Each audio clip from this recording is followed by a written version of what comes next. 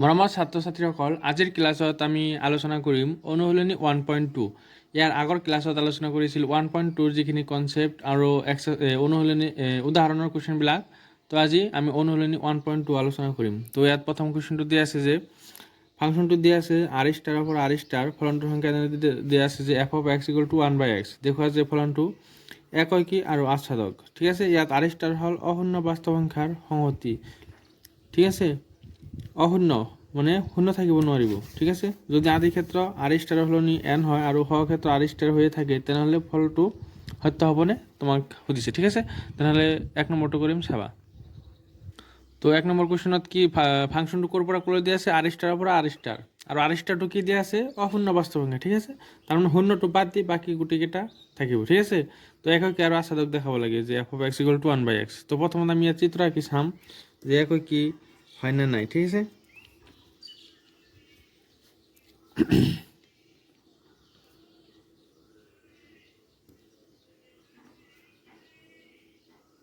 তো এইটো হ'ল আৰ ষ্টাৰ, এইটো কি হ'ব? R star. তো ইয়াত কি থাকিব? -2, -1, 0। শূন্যটো থাকিব নোৱাৰিব, কাৰণ কি কৈছে? আৰ ষ্টাৰ হ'ল অশূন্য বাস্তৱ সংখ্যা, শূন্যটো নাথাকে। ঠিক আছে, তো 1, 1.5, -2, -1, 1, 1.5, 2 এইবিলাক থাকিব। ঠিক আছে, আৰু আমাৰ ফাংচনটো কি দিয়া আছিল যে f of x = 1/x। তো এক্সৰ ঠাইত আমি ইয়াৰ পৰা যিকোনো মান বহাই সেই ভেলুটো যদি ইয়াত পাওঁ তেনেহ'লে কি হ'ব? একৈকী হ'ব। বেলেগ বেলেগ মৌলৰ বেলেগ বেলেগ যদি প্ৰতিষ্ঠা থাকে, যে 1 যদি বাহিৰ কৰোঁ কিমান হ'ব? f1। তো 1/1 = 1। আকৌ যদি -1 দি চাওঁ তেনেহ'লে কিমান হ'ব? -1/(-1 = -1)। তাৰমানে 1ৰ কাৰণে আমি কি পাম? 1ৰ কাৰণে 1 পাম, -1ৰ কাৰণে -1 পাম, হয়নে নাই? বেলেগ বেলেগ মৌলৰ বেলেগ বেলেগ প্ৰতিষ্ঠা পাম, তাৰমানে কি হ'ব? এইটো একৈকী হ'ব। ঠিক আছে, যদি একৈকী হয় তেনেহ'লে আমি কেনেকৈ লিখিম চাবা। যদি হয় তেনেহ'লে আমি x1 x2 ধৰি কৰিম, আৰু যদি নহয় তেনেহ'লে এক্সাম্পল দিম। ঠিক আছে, নহ'লে এক্সাম্পল দিম, আৰু যদি হয় তেনেহ'লে আমাৰ যিটো সূত্ৰ আছে সেই সূত্ৰ দি কৰিম। ঠিক আছে, তেনেহ'লে একৈকীৰ বাবে যে লেট যে x1, x2 belongs to R star আদি ক্ষেত্ৰ। ঠিক আছে, যিকোনো দুটা মৌল, যিকোনো দুটা মৌল। তেনেহ'লে প্ৰথম ষ্টেপ হ'ল যে আদি ক্ষেত্ৰৰ পৰা, এইটো হ'ল আদি ক্ষেত্ৰ, এইটো হ'ল সহ ক্ষেত্ৰ। তো আদি ক্ষেত্ৰৰ পৰা যিকোনো দুটা মৌল আমি ধৰি ল'ম। ধৰি লোৱাৰ পিছত সেই মৌল দুটাৰ প্ৰতিষ্ঠা, মানে ইয়াতে যদি x থাকে ইয়াৰ প্ৰতিষ্ঠা কেনেকৈ বুজা হয়? f of x। ঠিক আছে, তেনেহ'লে 1ৰ প্ৰতিষ্ঠা আমি কেনেকৈ বুজাম? f of 1। ঠিক আছে, তেনেহ'লে এই x1ৰ প্ৰতিষ্ঠা কেনেকৈ বুজাম? যে f of x1 = f of x2। তাৰমানে মৌল দুটাৰ প্ৰতিষ্ঠা সমান বুলি ধৰি ল'লোঁ। শেষত যদি আমি x1 = x2 দেখাব পাৰোঁ তেনেহ'লে কি হ'ব? একৈকী হ'ব। তো চাবা, এতিয়া ফাংচনটো কি আছিল? f of x = 1/x। তো এক্সৰ ঠাইত কি লৈছোঁ? x1। তেনেহ'লে ইয়াতো কি বহিব? x1। তাৰমানে 1/x1 = ইয়াত x2, তাৰমানে ইয়াত কি বহিব? x2। আৰু ইয়াক যদি ওলোটাই দিওঁ তেনেহ'লে কি হ'ব? x1 = x2। চোৱা, আমি ধৰি লৈছিলোঁ যে মৌল দুটাৰ প্ৰতিষ্ঠা সমান, কিন্তু আমি কি পালোঁ শেষত? মৌল দুটাও সমান, তাৰমানে কি হ'ব? একৈকী হ'ব। ঠিক আছে, এতেকে একৈকী হ'ব। ঠিক আছে, এতিয়া আচ্ছাদকৰ কাৰণে চাবা।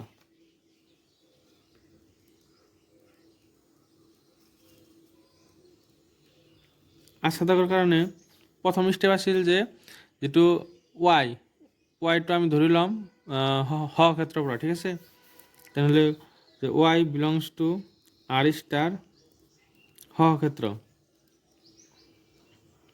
ঠিক আছে, যিকোনো এটা মৌল।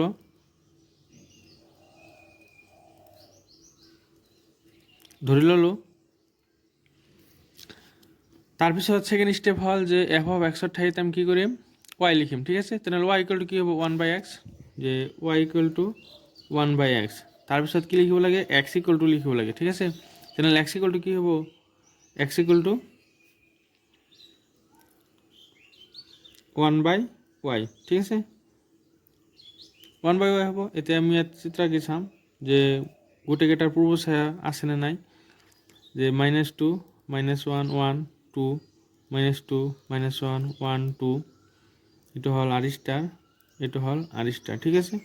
তেনেহ'লে x = 1/y, ৱাইৰ ঠাইত ইয়াৰ পৰা মানবোৰ আমি বহাম ৱাইৰ ঠাইত, কাৰণ এইটো হ'ল ৱাইৰ মান আৰু এইটো হ'ল এক্সৰ মান, ঠিক আছে। ৱাইৰ মানবোৰ বহাই যদি এক্সৰ মান ইয়াত পাওঁ তেনেহ'লে কি হ'ব, আচ্ছাদক হ'ব। তেনেহ'লে ৱাইৰ ঠাইত প্ৰথমত যদি আমি -1 বহাওঁ তেনেহ'লে কিমান হ'ব, তে -1 বহালে -1, যদি +1 বহাওঁ তেনেহ'লে কি পাম, +1, যে 1/1 = 1, হয়নে নহয়। তাৰমানে কি প্ৰতিটোৰে কি থাকিব, ইয়াতে পূৰ্ব ছায়া থাকিব, হয়নে নহয়। যদি থাকে তেনেহ'লে কি হ'ব, আচ্ছাদক হ'ব। যদি 2 বহাওঁ তেনেহ'লে কি পাম, 1/2, 1/2 কি বাস্তৱ সংখ্যা, হয়নে নহয়। ইয়াতে যদি ৱাইৰ মান 2 লওঁ তেনেহ'লে কিমান পাম, 1/2, 1/2 কি হ'ব, বাস্তৱ সংখ্যা, গতিকে ইয়াত থাকিব, হয়নে নহয়। তাৰমানে যে y belongs to r star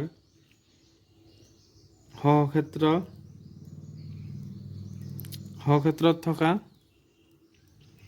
প্ৰতিটো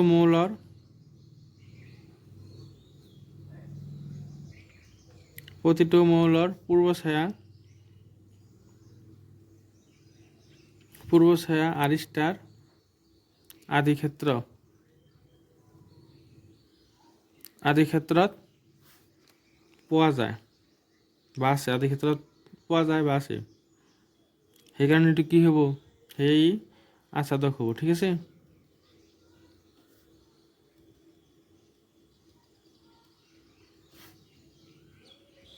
যেতিয়া দেখাব দিব যে এককী আৰু আচ্ছাদক, ঠিক আছে, তেতিয়া আমি এনেকৈ কৰিম। আৰু যদি কয় যে এককী নহয় বা আচ্ছাদক নহয়, তেতিয়া আমি এক্সাম্পল দিম, ঠিক আছে, মনত থাকিব।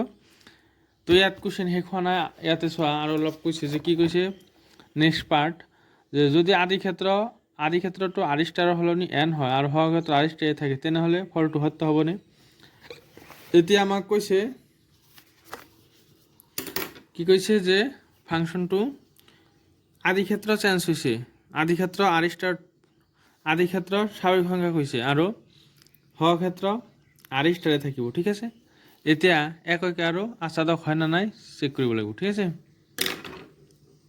ফাংচনটো সেইটোৱে থাকিব যে f(x) = 1/x, ঠিক আছে। তো ইয়াত চোৱা, এতিয়া আদি ক্ষেত্ৰ হ'ল n আৰু সহক্ষেত্ৰ হ'ল r ষ্টাৰ। তেনেহ'লে ইয়াত স্বাভাৱিক সংখ্যাবিলাক আহিব 1 2 3 4, আৰু ইয়াত কি থাকিব -2 -1 1 2, হয় না। তেনেহ'লে চোৱা, যেতিয়া আমি f1 বাহিৰ কৰিম তেতিয়া আমি কি পাম, 1/1 = 1, হয় না নহয়। যেতিয়া f2 বাহিৰ কৰিম তেতিয়া কি পাম, 1/2 = 1/2। তাৰমানে কি বেলেগ বেলেগ মৌলৰ বেলেগ বেলেগ আমি কি পাই আছোঁ, প্ৰতিচ্ছায়া পাই আছোঁ। তাৰমানে কি হ'ব, এইটো এককী হ'ব, হয়নে নহয়। যেহেতু আমি ইয়াৰ পৰা বুজি পালোঁ যে এককী হ'ব, তেনেহ'লে আগৰ নিচিনাকৈ কৰিম যে এককীৰ বাবে যে let x1, x2 belongs to ক'ৰ পৰা ল'ম, আদি ক্ষেত্ৰৰ পৰা ল'ম n, যিকোনো দুটা মৌল ল'ম।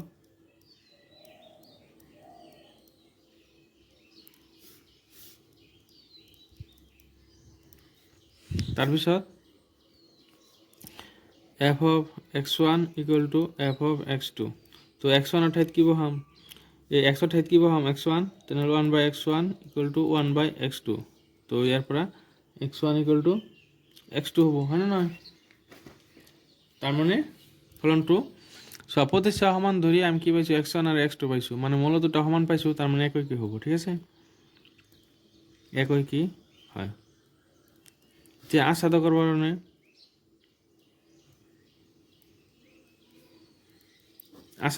ফাৰ্ষ্ট ষ্টেপ কি, যে let y belongs to r star, সহক্ষেত্ৰৰ পৰা যিকোনো এটা মৌল ধৰি ল'ম, তাৰপিছত f(x) ঠাইত y লিখিম, ঠিক আছে।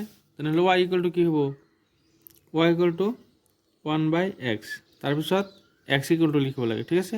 তেনেহ'লে x = 1/y, এইটো পালোঁ। এতিয়া ইয়াৰ পৰা চিত্ৰত পৰা চাম আমি, এইটো হ'ল n, এইটো হ'ল r ষ্টাৰ, 1 2 3 4 -2 -1 1 2 এইখিনি এতিয়া চোৱা প্ৰতিটো মৌলৰ পূৰ্ব ছায়া আমি পাম নে নাই যে 1/, যদি -2 লিখোঁ তেনেহ'লে ইয়াত কি পাম -1/2 100 মান আমি কিমান পালোঁ -1/2 হয়নে নহয়।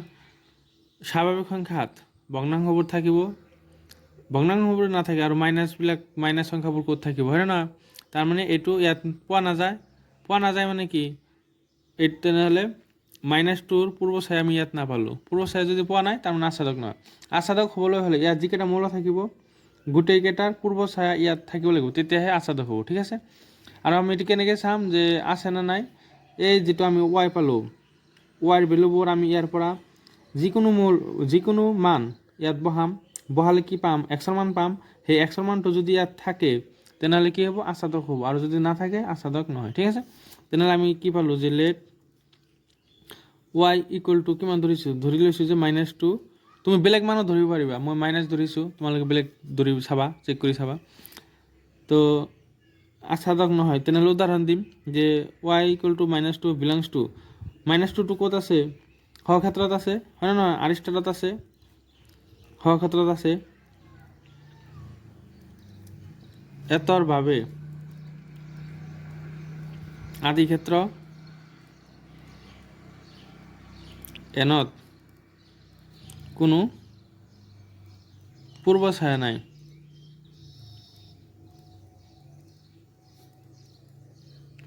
নাই। গতিকে ই আচ্ছাদক নহয়। ঠিক আছে,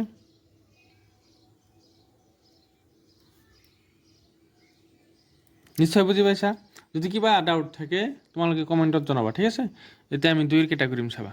2ত 5টা কুৱেশ্যন আছে চোৱা, প্ৰতিটোৰ কাৰণে চেক কৰিব লাগে এককে আৰু আচ্ছাদক হয় নে নাই। যদি হয় তেনেহ'লে আমি f of x1 equal to f of x2 সেইটো দি কৰিম, আৰু যদি নহয় উদাহৰণ দিম। ঠিক আছে, তো 2ৰ কেইটা চাবা।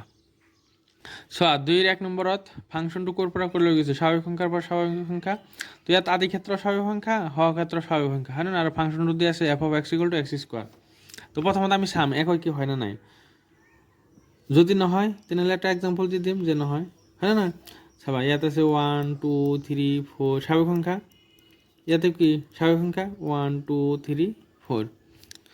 তো চাবা যেতিয়া তুমি ইয়াতে কি দি আছে ফাংচনটো f of x equal to x² দি আছে হয় না। তো যেতিয়া 1 ল'বা মান তেতিয়া 1² কৰিলে 1 পাবা, 2² কৰিলে 4 পাবা, 3² কৰিলে 6। 1ৰ কাৰণে তুমি কিমান পালা 1ৰ কাৰণে 1, 2ৰ কাৰণে 4, 3ৰ কাৰণে 6, মানে বেলেগ বেলেগ মৌলৰ বেলেগ বেলেগ প্ৰতিচ্ছায়া পালোঁ হয় না নহয়। তাৰমানে কি হ'ব কি হ'ব, আৰু যদি হয় তেনেহ'লে আমি f of x1 equal to f of x2 ধৰি কৰিম, আৰু যদি এইটো নহয় তেনেহ'লে আমি এক্সাম্পল দিলোঁহেঁতেন। ঠিক আছে, কিন্তু এইটো হ'ব, গতিকে আমি f of x1 equal to f of x2 ধৰি কৰিম। ঠিক আছে, যে কি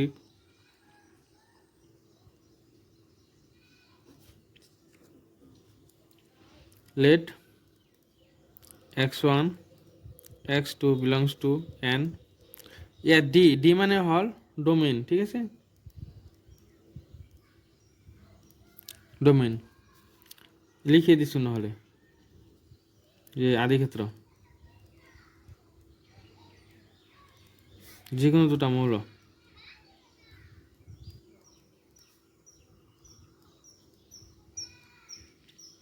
তাৰপিছত আমি ল'ব লাগে যে f of x1 equal to f of x2। ঠিক আছে, মৌল দুটাৰ প্ৰতিচ্ছায়া সমান বুলি ধৰি ল'লোঁ, কিন্তু শেষত যদি আমি মৌল দুটা সমান পাওঁ তেনেহ'লে কি ক'ম কি। ঠিক আছে, তেনেহ'লে চোৱা এক্সৰ ঠাইত আমি কি লৈছোঁ x1, তেনেহ'লে ইয়াত কি বহিব x1²। ঠিক আছে, যে x1² equal to x2²। এতিয়া এইটো যদি ইফালে আহে কি হ'ব -x1 -x2²। এতিয়া এইটো সূত্ৰত পৰিছে a - b হোল স্কোৱাৰ, আৰু a - b হোল স্কোৱাৰ সূত্ৰ কি a + b a - b, a² - b² সূত্ৰ কি a + b a - b। তেনেহ'লে ইয়াত আছে কি x1 আৰু x2, তেনেহ'লে কি হ'ব যে x1 + x2 x1 - x2। এতিয়া ইয়াৰ পৰা আমি x1ৰ ভেলু কি পাম x1 equal to মানে এইখিনি ইকুৱেল টু 0, আকৌ এইখিনি ইকুৱেল টু 0। তো এইখিনি ইয়াৰ পৰা পালোঁ x1 equal to -2, আৰু ইয়াৰ পৰা x1 equal to কি পাম x2। এইটো সম্ভৱ নহয়, এইটো পচিবল নহয়, কাৰণ আমাক স্বাভাৱিক সংখ্যা আদি ক্ষেত্ৰ আৰু পৰিহৰ দুয়োটা কি দি আছে, আদি ক্ষেত্ৰ আৰু সক্ষেত্ৰ দুয়োটা কি দি আছে স্বাভাৱিক সংখ্যা, গতিকে তাততো মাইনাছ সংখ্যাবোৰ আহিব নোৱাৰিব, সেইকাৰণে এইটো পচিবল নহয়। তো ইয়াৰ পৰা আমি কি পালোঁ, x1 = x2, যিহেতু মৌল দুটাৰ প্ৰতিচ্ছায়া আমি সমান ধৰি লৈ মৌল দুটাও সমান পাইছোঁ, গতিকে এইটো কি হ'ব, একৈকি হ'ব। ঠিক আছে,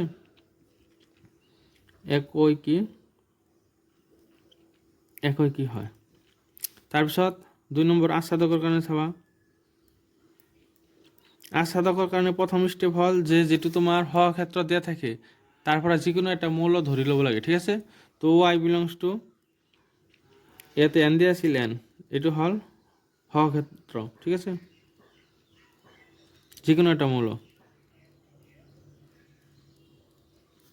যিকোনো এটা মৌল ধৰি ল'লোঁ। তাৰ পিছৰ ষ্টেপ আছিল যে f(x) ৰ ঠাইত y লিখিম। ঠিক আছে, তো f(x) ৰ ঠাইত y লিখি ইকুৱেল টু কিমান আছে, x²।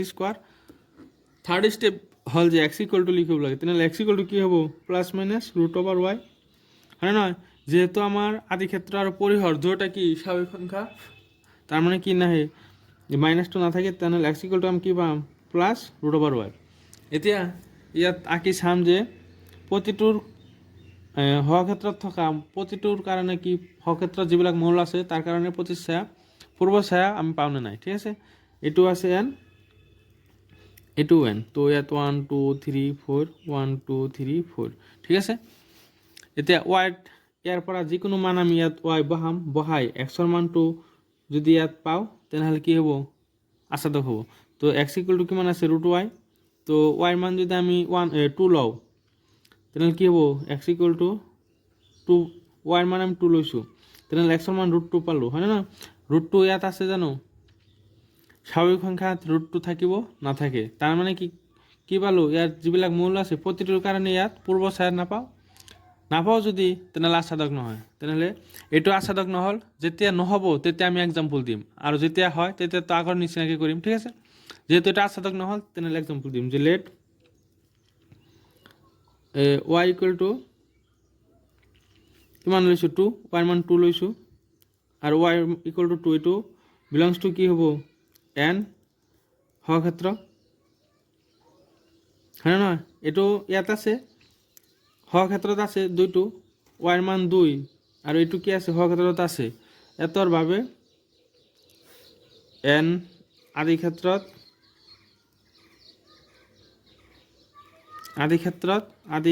ক্ষেত্ৰত পূৰ্বছায়া পোৱা নাযায়।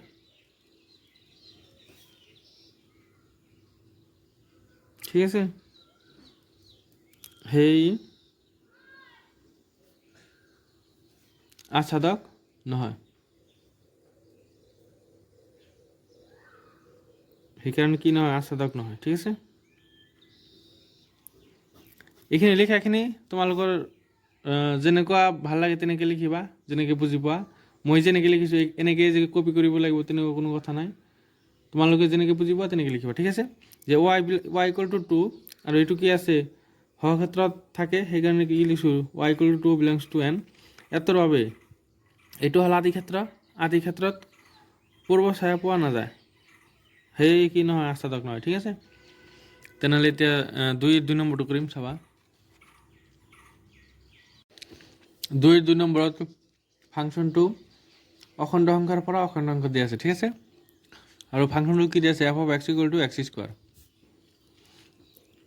তো এককিৰ কাৰণে ফাৰ্ষ্টত চাম,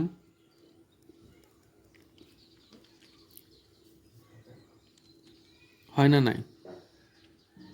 তো ইয়াত যিহেতু অখণ্ড সংখ্যা থাকিব, জেডৰ পৰা জেড, অখণ্ড সংখ্যা মানে 0, ইফালে থাকিব ধনাত্মক সংখ্যা, ইফালে থাকিব ঋণাত্মক সংখ্যা, কিন্তু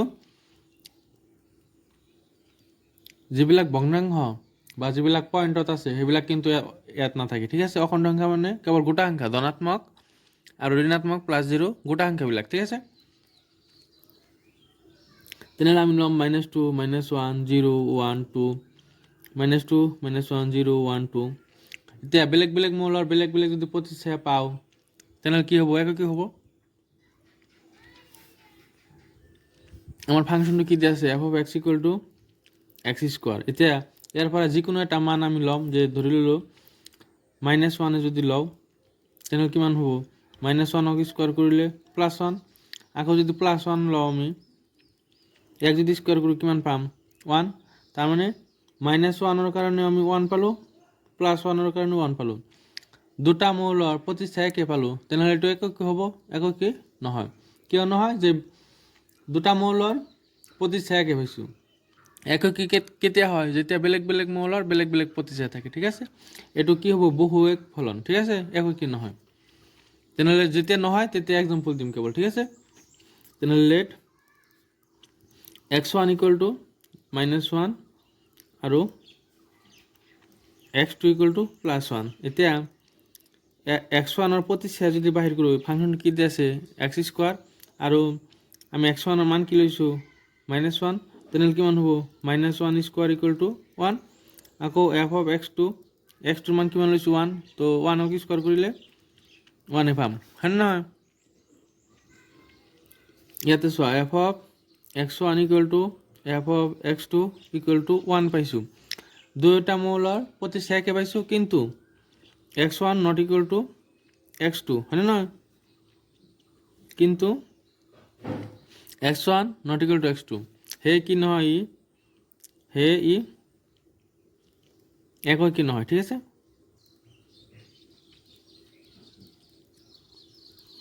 প্ৰথমত তোমালোকে এনেকৈ চিত্ৰ আঁকি চাবা, হয় না নহয়, হয় না নহয়।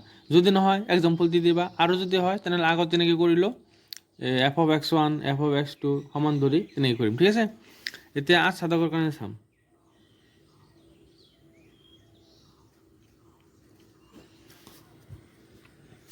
ইয়াতে আঁকো, প্ৰথম চিত্ৰ আঁকো, জেড যে -2, -1, 0, 1, 2, -2, -1, 0, 1, 2, এইখিনি হ'ল। এতিয়া প্ৰথম স্টেপ কি আছিল আমাৰ, যে f(x)ৰ ঠাইত y লিখিম, ঠিক আছে। প্ৰথম স্টেপ আছিল আমাৰ y, এই যিটো সহক্ষেত্ৰৰ পৰা যিকোনো এটা আৰবিটাৰী মৌল y ধৰি ল'ম, ঠিক আছে।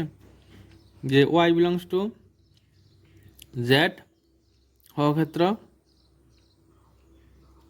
যিকোনো একটা মৌল,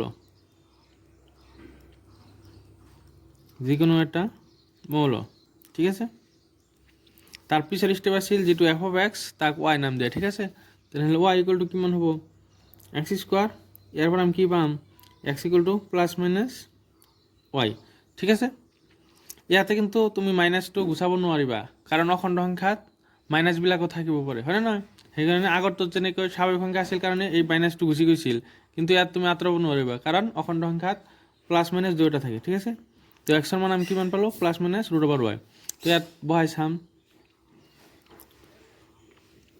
যে y মান ইয়াৰ পৰা যিকোনো এটা মান ধৰা, এইটো হ'ল x-ৰ মান ইয়াৰ পৰা, আৰু y মান হ'ল ইয়াত থকাবিলাক, হয় না। ইয়াৰ পৰা আমি যদি -2 লওঁ, তেনেহ'লে -2টো অখণ্ড সংখ্যা নেকি, -2টো অখণ্ড সংখ্যা নহয়, এইটো হ'ল কাল্পনিক সংখ্যা। তেনেহ'লে -2টো ইয়াত থাকিব জানো, আদি ক্ষেত্ৰত থাকিব, নাথাকে, তাৰ মানে কি নহয়, আচ্ছাদক নহয়। তেনেহ'লে এটা এক্সাম্পল লিবা, যে লেট y = -2, -2টো ক'ত আছে, সহক্ষেত্র জেডত আছে, ঠিক আছে, বিলংস টু জেড, সহক্ষেত্র এতৰ বাবে আদি ক্ষেত্র জেডত কোনো পূর্ব ছায়া নাই, ঠিক আছে, কোনো পূর্ব ছায়া নাই, গতিকে ই আচ্ছাদক নহয়, ঠিক আছে। বুঝি পাইছে নিশ্চয়। এতিয়া আমি 3 নম্বৰটো কৰিম, ঠিক আছে। তো 3 নম্বৰ কুৱেশ্যনত চোৱা, ফাংচনটো ক'ৰ পৰা ক'লৈ আছে, বাস্তৱ সংখ্যাৰ পৰা বাস্তৱ সংখ্যা, আৰু ফাংচনটো দিয়া আছে f(x) = x²। তো এককেৰ কাৰণে প্ৰথমত চাম,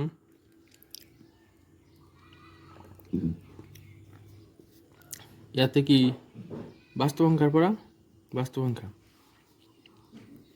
যে -2, -1, 0, 1, 2, -2, -1, 0, 1, 2, হয় না, 2.5, 2.5, বাস্তৱ সংখ্যাত গোটেইবোৰ থাকিব, ভগ্নাংশবিলাক থাকিব, ঋণাত্মকবিলাক থাকিব, ধনাত্মকবিলাক থাকিব, ঠিক আছে। আমাক ফাংচনটো কি দি আছে যে F of x equal to x square. তো এক্সৰ পৰা ইয়াত এক্সৰ মানবিলাক বহাম, ইয়াত এইটো হ'ল এক্সৰ মান, এইবিলাক হ'ল ওৱান মান। তো এক্সৰ ঠাইত আমি কি বহাম যে ওৱান বহালোঁ, -1 বহালোঁ, তেনেহ'লে কিমান হ'ব 1 + 1 বহালে কি হ'ব 1, মানে -1ৰ কাৰণে 1 + 1ৰ কাৰণে 1। তাৰমানে দুটা মৌলৰ এটাই প্ৰতিচ্ছায়া পালোঁ, তাৰমানে কি নহয় একো কি নহয়। তো ইয়াত উদাহৰণ দি যেতিয়া নহয় তেতিয়া উদাহৰণ দিম, ঠিক আছে। যে x1 = -1 আৰু x2 = +1। তেনেহ'লে এফ অফ x1 কিমান হ'ব, এক্সৰ ঠাইত x1ৰ মান বহাম -1, তো -1 স্কোৱাৰ কৰি দিলে +1। এফ অফ x2 কিমান হ'ব যে x2ৰ মান 1, 1ক স্কোৱাৰ কৰি দিলে 1। তেনেহ'লে কি পালোঁ F of x1 = F of x2 = কিমান পাইছোঁ 1। কিন্তু x1 ≠ x2, হয়নে নহয়। যেতিয়া প্ৰতিচ্ছায়া সমান হয় আৰু মৌলৰ দুটা যদি সমান হয় তেতিয়াহে একক কি হয়। প্ৰতিচ্ছায়া সমান কিন্তু মৌলৰ দুটা যদি সমান নহয় তেনেহ'লে তো একক কি নহয়, হয়নে নহয়। তাৰমানে কি নহয়, ই একক কি নহয়।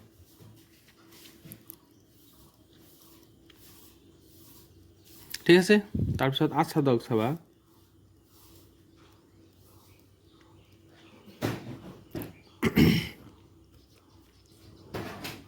আচ্ছা দকৰ কাৰণে আমি ফাৰ্ষ্টত কি কৰোঁ যে ধৰি লওঁ যেহেতু তোমাৰ সহক্ষেত্ৰ আছে, সহক্ষেত্ৰৰ পৰা এটা আৰবিটাৰী মৌল ধৰি লওঁ, ঠিক আছে। তেনেহ'লে y বিলংছ টু R সহক্ষেত্ৰ, যিকোনো এটা মৌল, যিকোনো এটা মৌল। তাৰপিছত আমি কি কৰোঁ যে যিটো এফ অফ এক্স সেইটোক y লিখোঁ। ইয়াতে এফ অফ এক্সৰ ঠাইত y লিখিম, তেনেহ'লে y = কি হ'ব x²। তেনেহ'লে y = x² হ'ল, ঠিক আছে।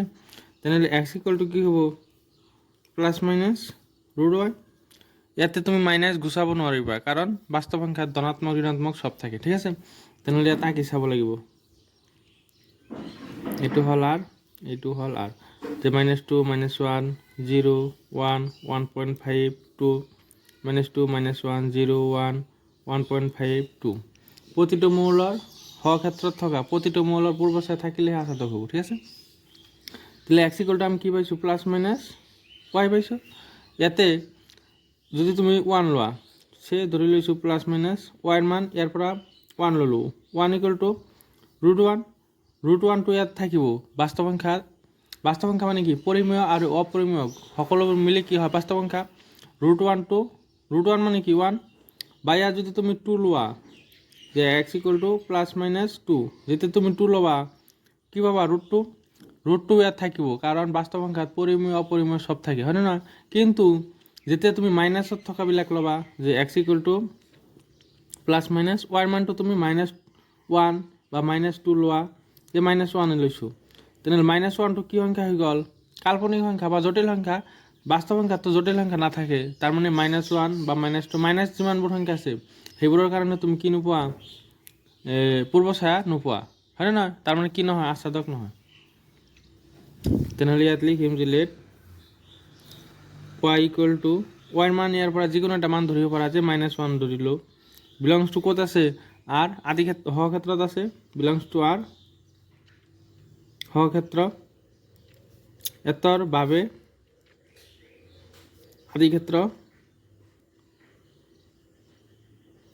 আদিক্ষেত্ৰ Rত কোনো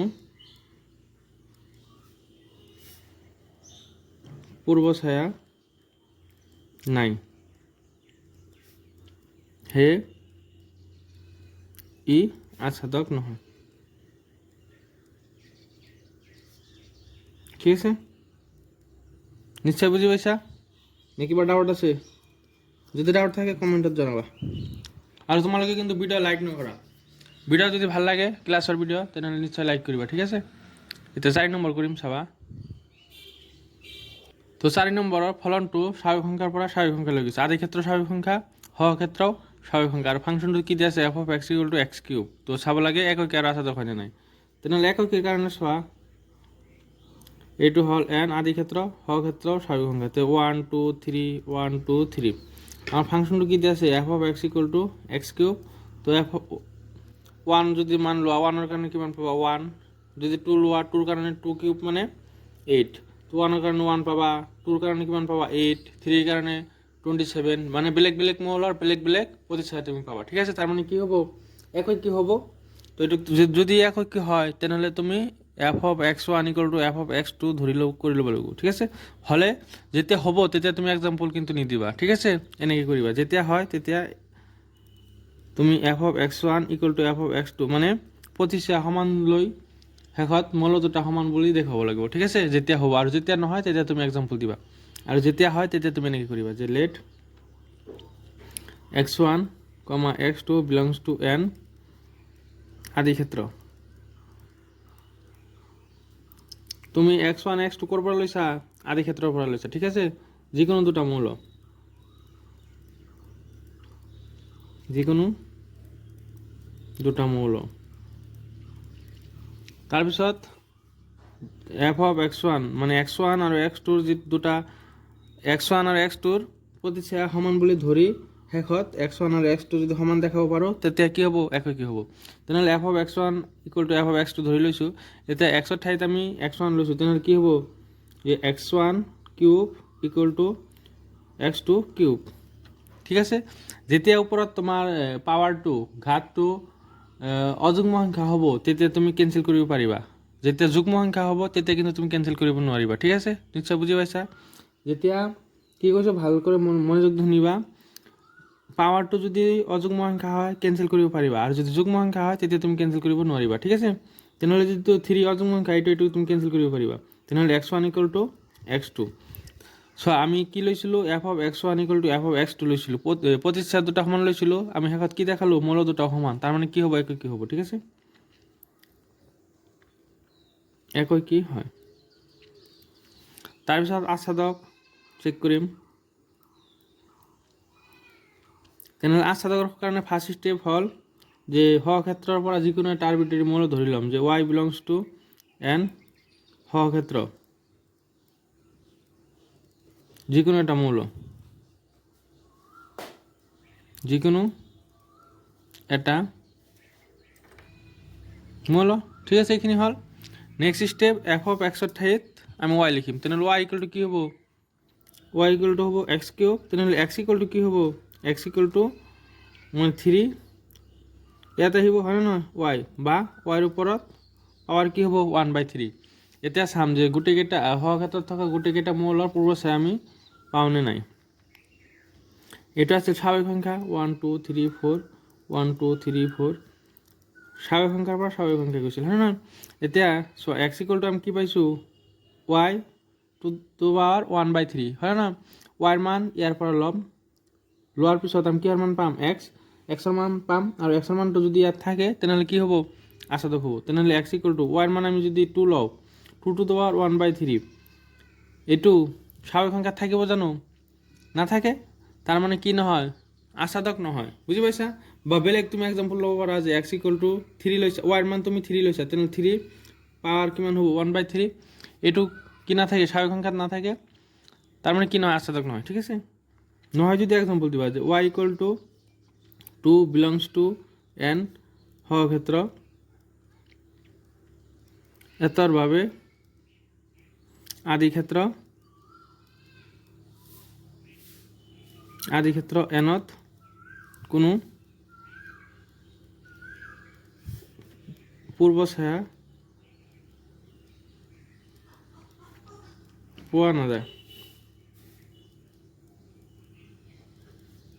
হে ফলনটো আচ্ছাদক নহয়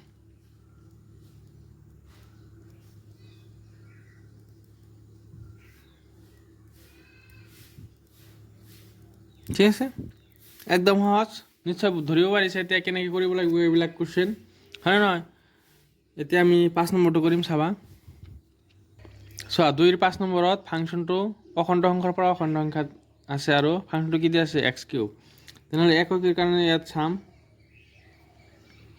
অখণ্ড সংখ্যা মানে ধনাত্মক প্লাস 0 প্লাস ঋণাত্মক গোটা সংখ্যাবোৰ হয় না যে -3 -2 -1 0 1 2 এনেকৈ যাই থাকিব -2 -1 0 1 2 3 হয় নহয় তেনেহ'লে ফাংচনটো আছে F of x equal to x cube তো ইয়াত কাৰ মান থাকে এক্সৰ মান ইয়াত থাকে ৱাইৰ মান হয় নহয় এক্সত ইয়াৰ পৰা যিকোনো মান আমি ইয়াত বহাই চাম যে বেলেগ বেলেগ মৌলৰ বেলেগ বেলেগ প্ৰতিচ্ছায়া পাওঁ নে নাই হয় নহয় তেনেহ'লে এফ অফ এক্সৰ মান আমি ধৰি ল'লোঁ যে 1 কিউব কৰিলে কি পাম 1 যদি -1 লওঁ -1 কিউব কৰিলে আমি কিমান পাম -1 হয় নাই মানে ধনাত্মক মানৰ কাৰণে ধনাত্মক মান পাম আৰু ঋণাত্মক যদি মান লওঁ তেনেহ'লে ঋণাত্মক মান পাম যেনেকৈ যদি 2 লওঁ তেনেহ'লে কিমান পাম 2 কিউব কৰিলে 8 আকৌ -2 ল'লে -2 কিউব কৰিলে কিমান পাম -8 হয় নাই তেনেহ'লে বেলেগ বেলেগ মৌলৰ বেলেগ বেলেগ প্ৰতিচ্ছায়া আমি পাওঁ তেনেহ'লে কি হ'ব একে কি হ'ব তেনেহ'লে এককের কাৰণে লিখা যেতিয়া হয় কেনেকৈ লিখিব লাগিব যে late x1, x2 belongs to z আদি ক্ষেত্র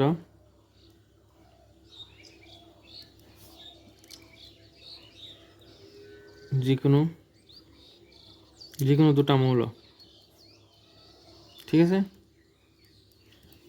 তাৰপিছত f of x1 equal to f of x2 এতিয়া x1 x ঠাইত কি লৈছোঁ x1 তেনেহ'লে কি হ'ব x1 কিউব ইয়াতে কি হ'ব x2 কিউব মই অলপ আগতে কৈছিলোঁ যে যদি অযুগ্ম সংখ্যা থাকে কেনচেল কৰিব পাৰি তেনেহ'লে কি হ'ব x1 equal to x2 ঠিক আছে তাৰমানে কি হ'ব একই কি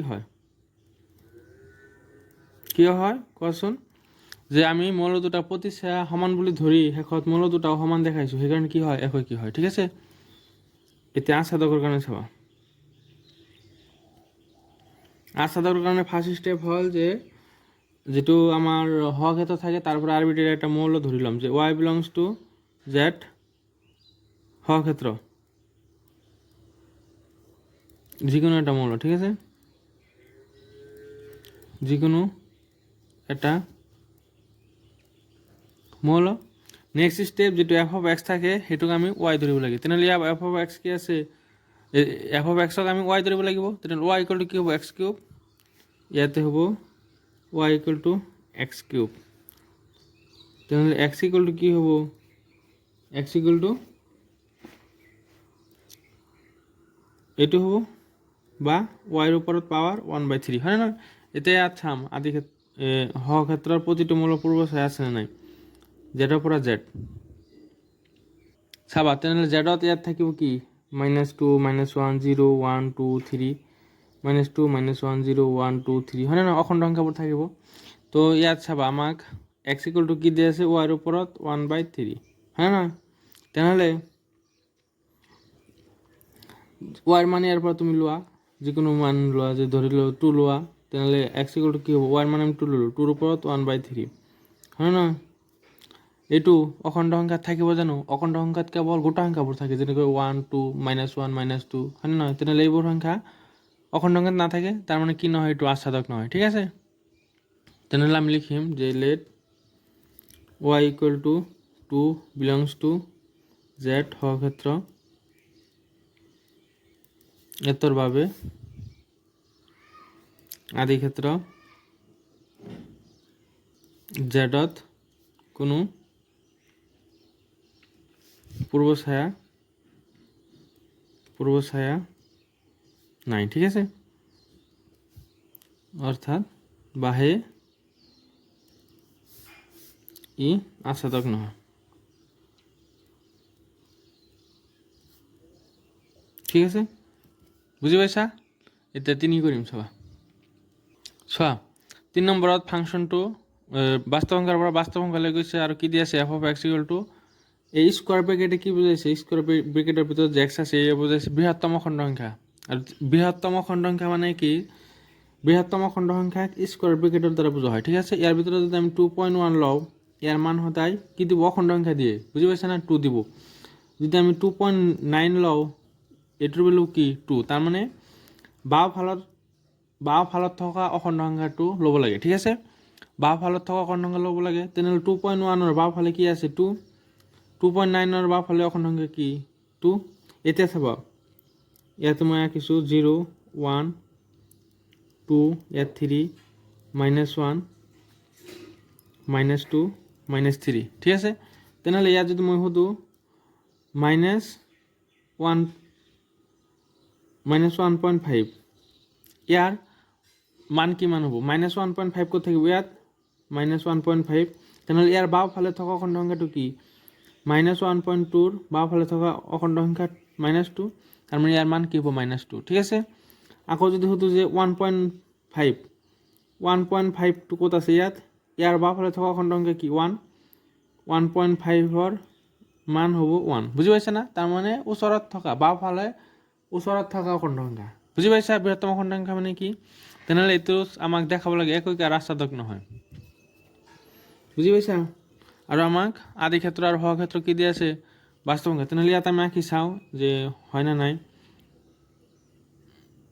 চাবা ইয়াতে হ'ল r ইয়াতে হ'ল r যে -2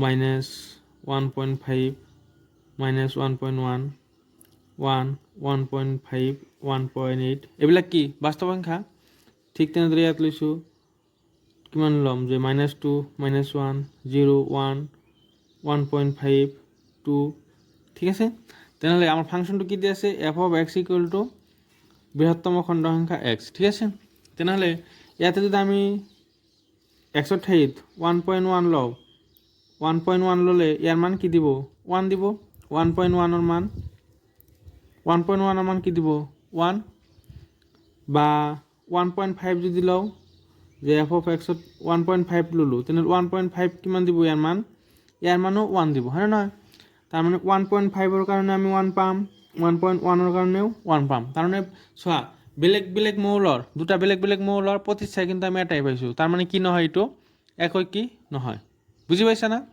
কাৰণ ইয়াতে পইণ্টত থকাবিলাক কি হ'ব 1.1ৰ পৰা 1.9.99লৈকে যিমানবোৰ আছে তাৰ কাৰণে মান কি দিব এই সদায় 1 দিব তেনেহ'লে একই ফলন হ'বলৈ হ'লে প্ৰতিচ্ছাইটো বেলেগ বেলেগ হ'ব লাগিব কিন্তু ইয়াত চোৱা প্ৰতিচ্ছাই কি হৈ আছে কেৱল 1 হৈ আছে দুটা বা বেলেগ বেলেগ মৌলৰ হয় না সেইকাৰণে কি নহয় এইটো একই কি নহয় তেনেহ'লে যদি নহয় এক্সাম্পল দিম যে একই কি let x1 = x1ৰ মান আমি ধৰিছোঁ যে 1.1 আৰু x2 ধৰিলোঁ 1.9 ঠিক আছে দুটা বেলেগ বেলেগ মৌল ধৰিলোঁ এতিয়া f(x1) যদি আমি বাহিৰ কৰোঁ তেনেহ'লে কিমান হ'ব 1.1ৰ ভেলু কি দিয়ে 1 দিব আৰু f(x2) 1.9ৰ বাওঁফালে থকা অখণ্ড সংখ্যা কি 1 চোৱা আমি বেলেগ বেলেগ মৌল লৈছিলোঁ কিন্তু প্ৰতিচ্ছাই এটাই পাইছোঁ তেনেহ'লে কি নহয় একো কি নহয় ইয়াত লিখিম যে f(x1) = f(x2) = 1 কিন্তু x1 ≠ x2 সেইকাৰণে কি নহয় একো কি নহয় ঠিক আছে এতিয়া আস্বাদকৰ কাৰণে চাওঁ আমি চাবা এতিয়া আস্বাদকৰ কাৰণে চাবা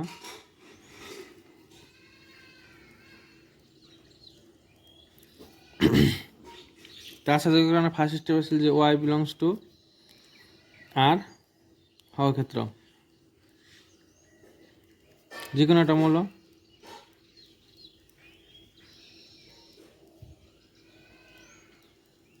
এতিয়া f(x)ৰ ঠাইত y লিখিম হয় না তেনেহ'লে y = কি হ'ব y = (x) হয় না এতিয়া চাবা ইয়াত যে প্ৰতিটো সহক্ষেত্ৰত থকা প্ৰতিটো মৌলৰ পূৰ্বচায়া পাওঁনে নাই আৰৰ পৰা r তেনেহ'লে ইয়াত থাকিব কিমান যে -1.5 -1.8 0 1.1 1.9 -1.5 -1.9 -1 0 1 2 3 ঠিক আছে এতিয়া ইয়াত চোৱা এক্সলে চাবা ইয়াত যে 1.5ৰ কাৰণে কি হ'ব 1.5ৰ কাৰণে -2 হ'ব ইয়াতে লিখিলোঁ -2, ঠিক আছে। তাৰপিছত 1.8ৰ কাৰণে -2 বা 1.1ৰ কাৰণে 1, 1.9ৰ কাৰণে 1, হয় নহয়? তেনেহ'লে ইয়াত কোনবিলাক সংখ্যা থাকিব? কোনবিলাক সংখ্যা তাৰমানে প্ৰতিচ্ছায়া হ'ব? ইয়াত থকা যিবিলাক মূল আছে ইয়াৰ প্ৰতিচ্ছায়া কোনবিলাক হ'ব? কেৱল অখণ্ড সংখ্যাহে হ'ব।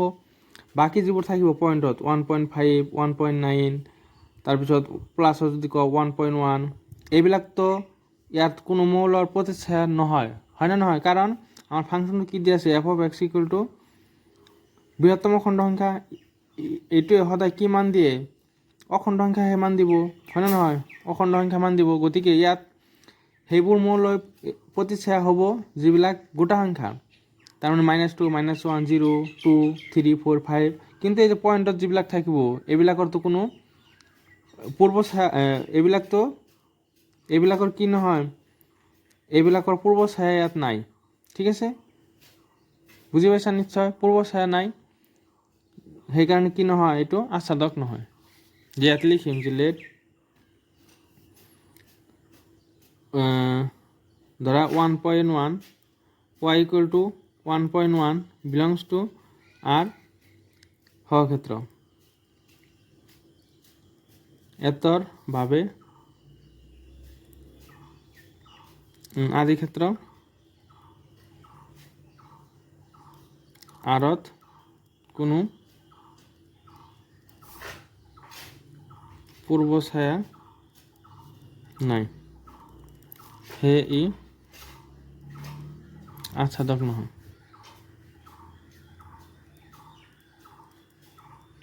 নিশ্চয় বুজি পাইছা?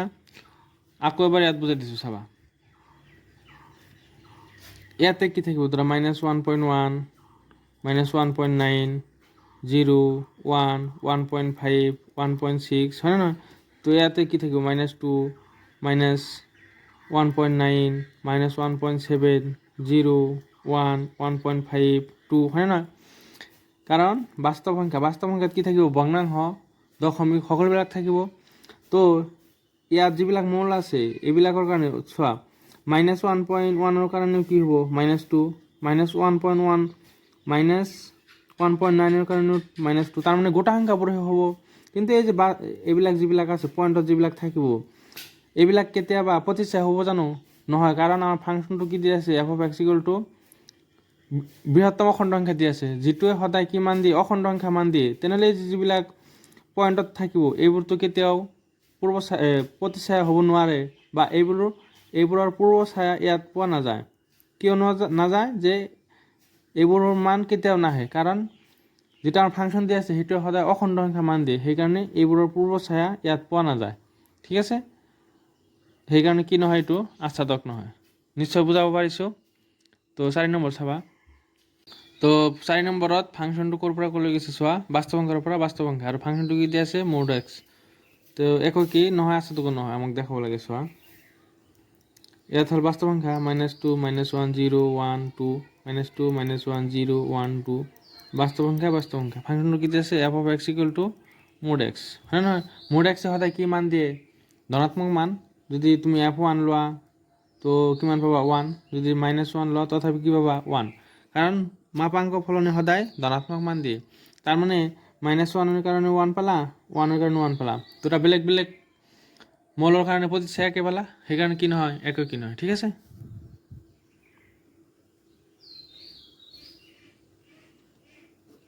লেট x1 = -1 আৰু x2 = 1।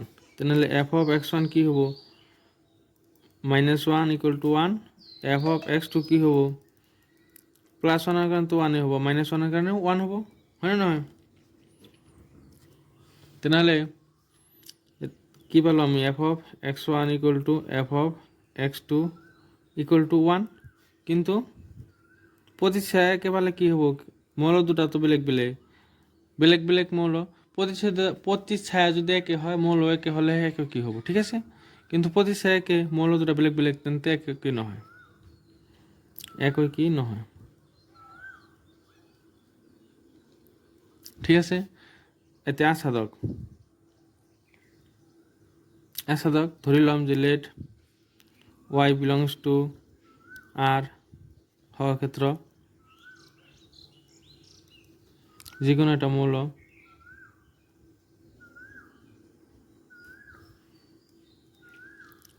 মৌল তাৰপিছত স্টেপ কি এফ অফ এক্সৰ ঠাইত ৱাই লিখিব লাগে তেনেহ'লে ৱাই ইকুৱেল টু কি হ'ব মোৰ এক্স এতিয়া চোৱা এইটো হ'ল আদি ক্ষেত্ৰ আৰ যে -2 -1 0 1 2 এইটো হ'ল সহ ক্ষেত্ৰ আৰ যে -2 -1 0 1 2 ঠিক আছে এতিয়া আমাৰ ফাংচনটো কি দি আছে ইয়াত চোৱা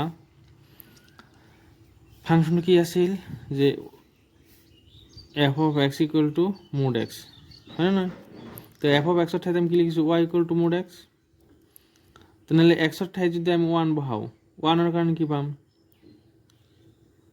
বা এক্স ইকুৱেল টু আমি কি লিখিব পাৰিম মডুলাছ ৱাই তেনেহ'লে ৱাই ইকুৱেল টু চা ৱাইৰ ঠাইত যদি আমি 1 বহাওঁ তেনেহ'লে কি পাম এক্স ইকুৱেল টু কি পাম 1 যদি -1 বহাওঁ -1ৰ মানো কি পাম +1 তাৰমানে 1ৰ কাৰণে আমি 1 পাম -1ৰ কাৰণে 1 পাম 2ৰ কাৰণে 2 পাম তো কেতিয়াবা এই যে -2 -1 এইবিলাকৰ পূৰ্ব চাই আমি কেতিয়াবা পাম নাপাওঁ কাৰণ আমাৰ ফলনটো কি দি আছে মাপাংক ফলন আৰু যিটোৱে সদায় কি ধনাত্মক মানহে দিয়ে ঠিক আছে তেনেহ'লে যিবিলাক ঋণাত্মক সংখ্যাবোৰ আছে সেইবিলাকৰ পূৰ্ব চাই আমি কেতিয়াও নাপাওঁ ঠিক আছে সেইকাৰণে কি নহয় আচ্ছাদক নহয় তো ইয়াত লিখিম যে y belongs to r সহক্ষেত্ৰ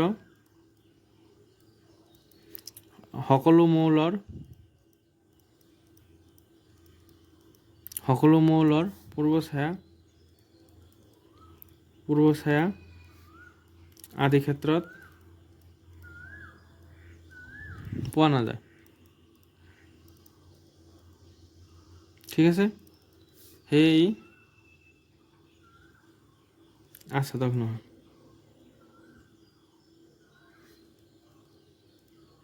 ঠিক আছে বুজি পাইছা যে কিয় নহয় যে ইয়াৰ যিবিলাক মাইনাছ প্লাছ সকলোবোৰ আছে সকলোবোৰৰ মান সদায় কি হ'ব ধনাত্মকে হ'ব কেতিয়াবা ঋণাত্মক নহয় কাৰণ আমাৰ ফলনটো কি দিয়া আছে মাপাংক ফলন আৰু মাপাংক ফলনৰ মান সদায় ধনাত্মক হয় তো ইয়াতে যে বাস্তৱ সংখ্যা ঋণাত্মক সংখ্যাবোৰ যে থাকিব সেইবিলাকৰতো পূৰ্ব চাই কেতিয়াও পোৱা নাযায় হয়নে নহয় সেইকাৰণে কি নহয় এইটো আচ্ছাদক নহয় নিশ্চয় বুজি পাইছা তো এতিয়া 5 নম্বৰটো চাবা তো 5 নম্বৰ ফাংচনটো কি দি আছে চোৱা যে ফাংচনটো বাস্তৱ সংখ্যাৰ পৰা বাস্তৱ সংখ্যা দি আছে আৰু ফাংচনটো এফ অফ এক্সৰ মান কি দি আছে 1 হ'ব যেতিয়া এক্সৰ মান 0তকৈ ডাঙৰ হ'ব যেতিয়া এক্সৰ মান 0 হ'ব তেতিয়া মান হ'ব 0 আৰু যেতিয়া এক্সৰ মান 0তকৈ সৰু হ'ব তেতিয়া -1 তেনেহ'লে 1 হৈছে আৰু আচ্ছাদকৰ কাৰণে চাবা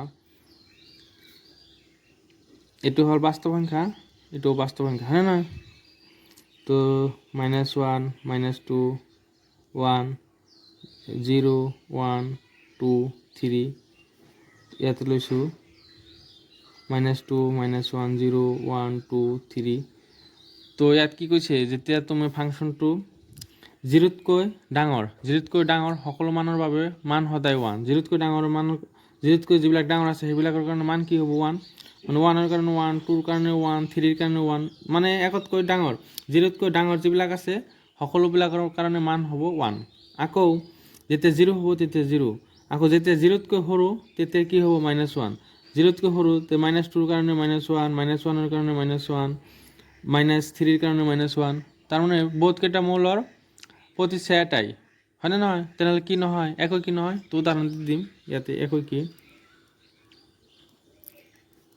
যে লেট x1 ইকুৱেল টু যে 1 আৰু x2 ইকুৱেল টু ধৰি ল'লোঁ 2 তেনেহ'লে এফ অফ x1 কি হ'ব চোৱা যেতিয়া তুমি 0তকৈ ডাঙৰ ল'বা 1 to 0তকৈ ডাঙৰ তাৰ কাৰণে মান কি হ'ব 1 হয়নে নহয় 1 ল'লে 1 হ'ব আকৌ এফ অফ x2 মানে ইয়াতে যদি লিখোঁ 1ৰ কাৰণে 1 আকৌ 2ৰ কাৰণেও কি হ'ব 1 তে আমি কি পালোঁ F of x1 equal to F of x2 equal to 1 পালোঁ কিন্তু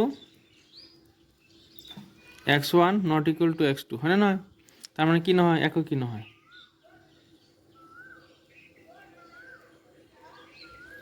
আকৌ আচ্ছাদকৰ কাৰণে চাবা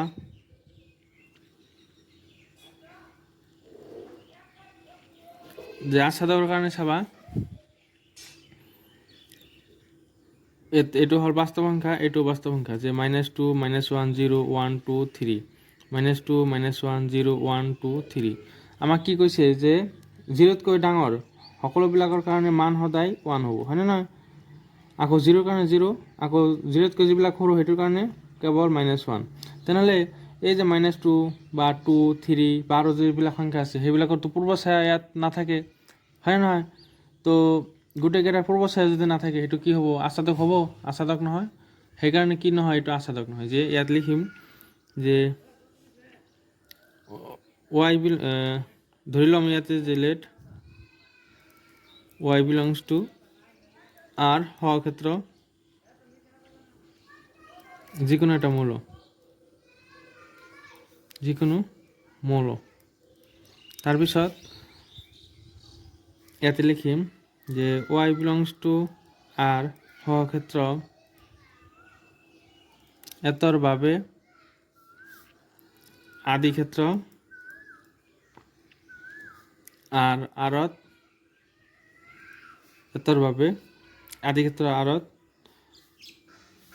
ইয়াত লিখিবা সকলো y belongs to r সহক্ষেত্ৰৰ বাবে আদি ক্ষেত্ৰ আৰত পূৰ্বচায়া পোৱা নাযায়। বুজি পাইছা? সেয়ে ই আস্বাদক নহয়। বা তুমি এক্সাম্পলো দিব পাৰিবা এনেকৈ নিলিখি। আগত তেনেকৈ এক্সাম্পল দিছিলোঁ যে ইয়াত কি লিখিছোঁ, সকলো y belongs to r বাবে আদি ক্ষেত্ৰ আৰত পূৰ্বচায়া পোৱা নাযায়, সেই আস্বাদক নহয়। বা তুমি এনেকৈ এক্সাম্পলো দিব পাৰিবা, বা let y equal to -2 belongs to r সহক্ষেত্ৰ এতৰ বাবে আদি ক্ষেত্ৰ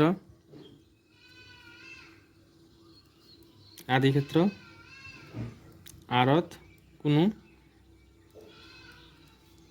পূৰ্বচায়া নাই।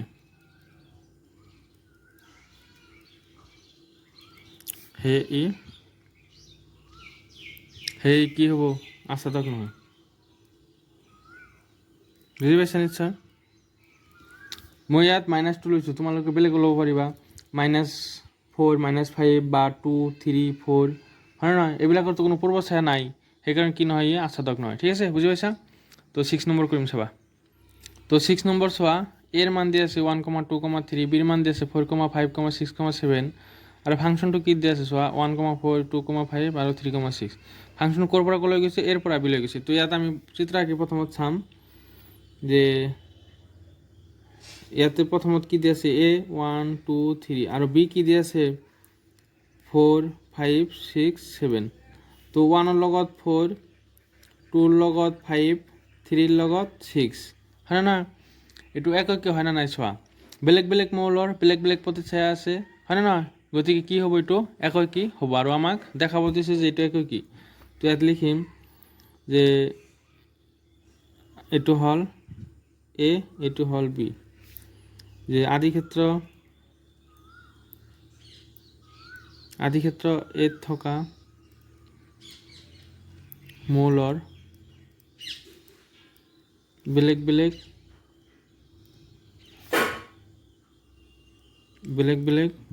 প্ৰতিচ্ছায়া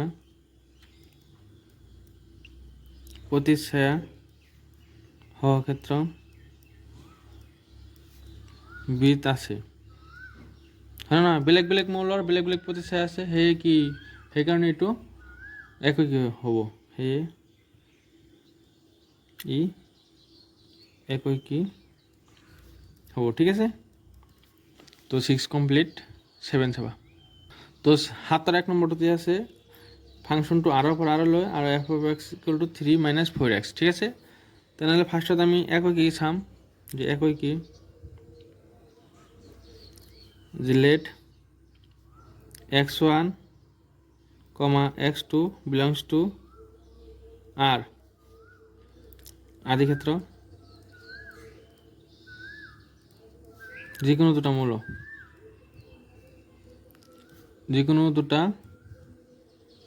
মৌল, ঠিক আছে? তাৰপিছত যে f(x1) = f(x2), তেনেহ'লে এক্সৰ ঠাইত কি লিখিম x1 তেনেহ'লে 3 - 4x1 = 3 - 4x2 ঠিক আছে। এক্সৰ ঠাইত যেহেতু x1 লিখিছোঁ তেনেহ'লে কি হ'ব ইয়াতো এক্সৰ ঠাইত x1 লিখিম তেনেহ'লে 3 3 কেনচেল থাকিল কি -4x1 = -4x2 minus cancel 4 4 cancel 4 4 cancel থাকিল কি x2 তো ইয়াত x1 = কি থাকিল x2 তাৰ মানে কি হ'ব একই কি হ'ব এতিয়া আসাদৰ কাৰণে চাবা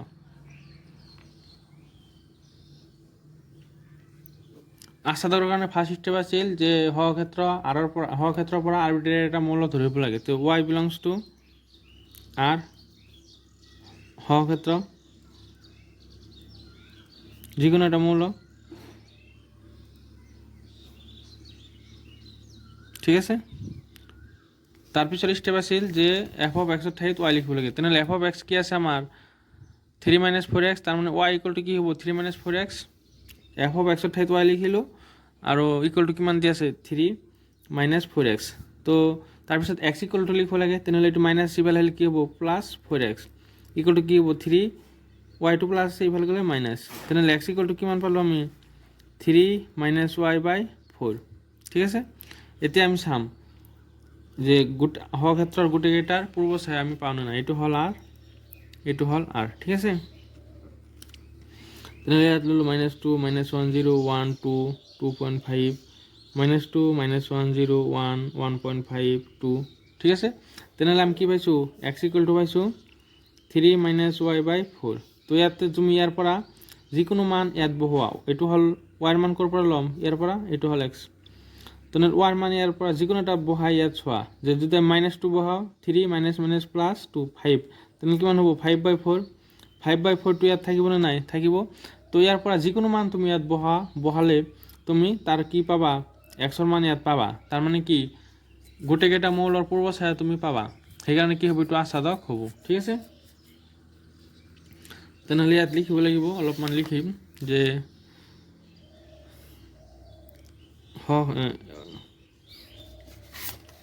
লিখিম y belongs to r সহক্ষেত্ৰ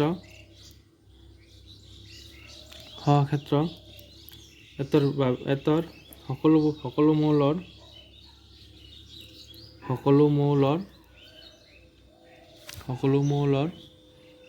পূৰ্ব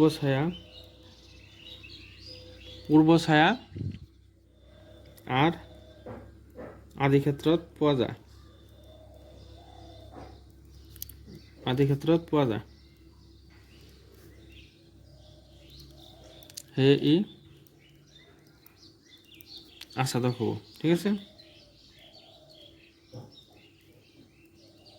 কি লিখিলোঁ যে y belongs to r ৰ সকলো মৌলৰ পূৰ্ব ছায়া r আদি ক্ষেত্ৰত পোৱা যায় সেয়ে ই আসাদক হ'ব ঠিক আছে।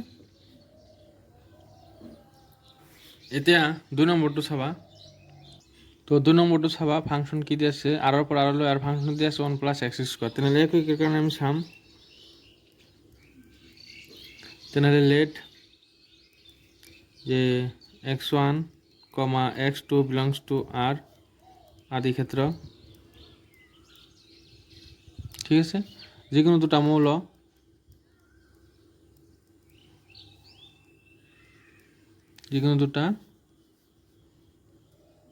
ঠিক আছে। তাৰপিছত f of x1 = f of x2 তেনেহ'লে x ৰ ঠাইত আমি কি লৈছোঁ x1 তেনেহ'লে ইয়াত কি হ'ব x1 তাৰমানে 1 + x1² = 1 + x2² 1 1 কেনচেল তো ইয়াত কি থাকিব x1 এইটো প্লাছ ইফালে আহিলে -x2² হয় না যুগ্ম থাকিলে কিন্তু তুমি কেনচেল কৰিব নোৱাৰিবা অযুগ্ম থাকিলে পাৱাৰটো যদি অযুগ্ম হয় তেতিয়াহে তুমি কেনচেল কৰিব পাৰিবা দুইটো যুগ্ম গতিকে তুমি ইয়াত কেনচেল কৰিব নোৱাৰিবা ঠিক আছে। তেনেহ'লে a - b হোল স্কোৱাৰ সূত্ৰত পৰিছে কি হ'ব a + b ঠিক আছে। ইয়াৰ পৰা আমি x1 = কি পাম -x2 ইয়াৰ পৰা x1 = +x2 তাৰমানে x1 = কি পালোঁ +-x2 x1 = x2 পাইছোঁ জানো পোৱা নাই তো যিহেতু x1 ≠ x2 গতিকে কি নহয় একো কি নহয় ঠিক আছে। আজ সাধকৰ কাৰণে চাবা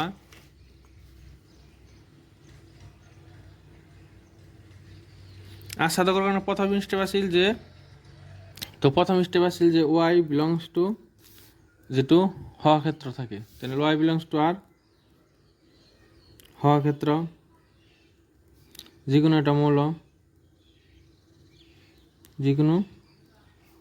এটা মৌল ঠিক আছে তাৰপিছত স্টেপ আছিল f অফ x ঠাইত আমি কি লিখিম y লিখিম তেনেহ'লে y ইকুৱেল টু কি হ'ব 1 plus x square f of x ঠাইত y লিখিলোঁ থাকিল কি 1 প্লাছ x স্কোৱাৰ লিখিলোঁ তাৰপিছত কি লিখিব লাগে যে x ইকুৱেল টু লিখিব লাগে তেনেহ'লে x স্কোৱাৰ ইকুৱেল টু কি হ'ব y মাইনাছ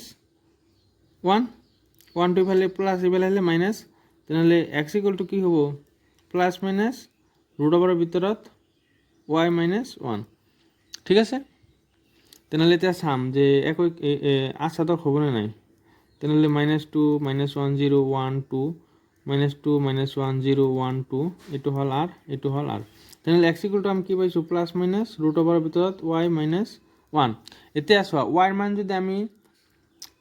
মান যদি আমি কি পাওঁ -2 বহাওঁ তেনেহ'লে -2 -1 তেনেহ'লে x ইকুৱেল টু আমি কি পালোঁ ৰুট অভাৰৰ ভিতৰত -3 টো কি কাল্পনিক সংখ্যা সেইটোতো বাস্তৱ সংখ্যাত নাথাকে ইয়াত পাম জানো নাপাওঁ তাৰমানে -2ৰ কাৰণে পূৰ্ব চাই আমি ইয়াত নাপাওঁ মানে কি আচাদক নহয় তো সেইখিনি লিখি দিব লাগিব যে let y equal to -2 belongs to r সহক্ষেত্ৰ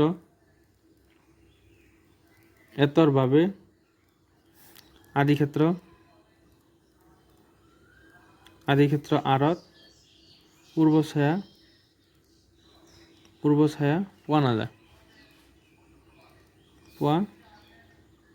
পোৱা নাযায় সেয়ে ই আচাদক নহয় ঠিক আছে নিশ্চয় বুজি পাইছা তো ইয়াত নেক্সট কুৱেশ্যন আমি 8 নম্বৰটো কৰিম চাবা তো 8 নম্বৰ চোৱা আগৰবিলাক কেনেকুৱা আছিল সংহতিত দিয়া আছিল কিন্তু ইয়াতে কমিক জোৰত দিয়া আছে আৰু কাৰ্টেছিয়ান পূৰণফলত দিয়া আছে হয়নে নহয় তেনেহ'লে এইটো প্ৰথমত উদাহৰণৰ সহায়ত আমি বুজি লওঁ যে এইটো হয় নে নাই আচলতে যে ধৰি লৈছোঁ a ইকুৱেল টু 1 2 আৰু b ইকুৱেল টু লৈছোঁ 3 4 তেনেহ'লে a ক্ৰছ b কিমান হ'ব চাবা 1 ৰ লগত 3 1 ৰ লগত 4 তাৰপিছত 2 ৰ লগত 3 2 ৰ লগত 4 এইটো আমি a ক্ৰছ b পালোঁ এতিয়া আকৌ b ক্ৰছ a যদি আমি বাহিৰ কৰি কিমান হ'ব b ক্ৰছ a 3 ৰ লগত 1 3 ৰ লগত 2 তাৰপিছত 4 ৰ লগত 1 4 ৰ লগত 2 ঠিক আছে কি নাম পালোঁ এতিয়া এইটো হ'ল আদিক্ষেত্ৰ এইটো হ'ল সহক্ষেত্ৰ তেনেহ'লে ইয়াত আঁকিম এইটো হ'ল a ক্ৰছ b এইটো কি b ক্ৰছ a তেনেহ'লে ইয়াত কি মূল আছে 1, 3 1, 4 আৰু আছে 2, 3 তাৰপিছত কি আছে 2, 4 আৰু ইয়াত কি আছে 3, 1 3, 2 4, 1 4, 2 ঠিক আছে তেনেহ'লে চোৱা আমাক ফলনটো কি দি আছে যে a b থাকিলে ইকুৱেল টু কি হয় b, a তাৰমানে 1, 3 থাকিলে কি থাকিব লাগিব 3, 1 আছে ইয়াত 1, 4 থাকিলে 4, 1 থাকিব লাগিব 2, 3 থাকিলে 3, 2 থাকিব লাগিব 2, 4ৰ কাৰণে 4, 2 তেনেহ'লে এইটো কি হ'ব একৈক হ'বনে নাই একৈক হ'ব কাৰণ বেলেগ বেলেগ মৌলৰ বেলেগ বেলেগ প্ৰতিচ্ছায়া আছে আৰু আচাদক হ'বনে নাই চোৱা ইয়াত যিকেইটা মৌল আছে গোটেইকেইটা পূৰ্ব ছায়া আছে গতিকে কি হ'ব আচাদকো হ'ব হয়নে নহয় একৈক কি হ'ব আচাদকো হ'ব এতিয়া এইখিনি এক্সাম্পলহে আছিল এতিয়া কেনেকৈ লিখিম চাবা এইটো কেনেকৈ কৰিম চাবা যে প্ৰথমত এৰ পৰা a ক্ৰছ b ৰ পৰা যিকোনো দুটা মৌল ল'ম যে লেট একৈকৰ কাৰণে একৈকৰ কাৰণে চাবা যে লেট a, b আৰু হ'ল c, d যেহেতু এইটো কাৰ্টেছিয়ান পূৰণফলত আছে তেনেহ'লে আমি মৌলবোৰ কেনেকৈ ল'ম ক্ৰমিক জোৰত ল'ম belongs two a cross b তো আদিক্ষেত্ৰ কি আছিল আমাৰ a ক্ৰছ b ইয়াৰ পৰা যিকোনো দুটা ক্ৰমিক জোৰ ল'লোঁ যে যিকোনো দুটা ক্ৰমিক জোৰ বা মৌল ঠিক আছে। তো ইয়াৰ পিছত আমি কি কৰোঁ যে F of A comma B equal to F of C comma D ঠিক আছে। তো ইয়াৰ পিছত চাবা আমাৰ ফাংচনটো কি দিয়া আছে যে a comma B equal to b comma a comma b থাকিলে কি হয় বি কমা এ।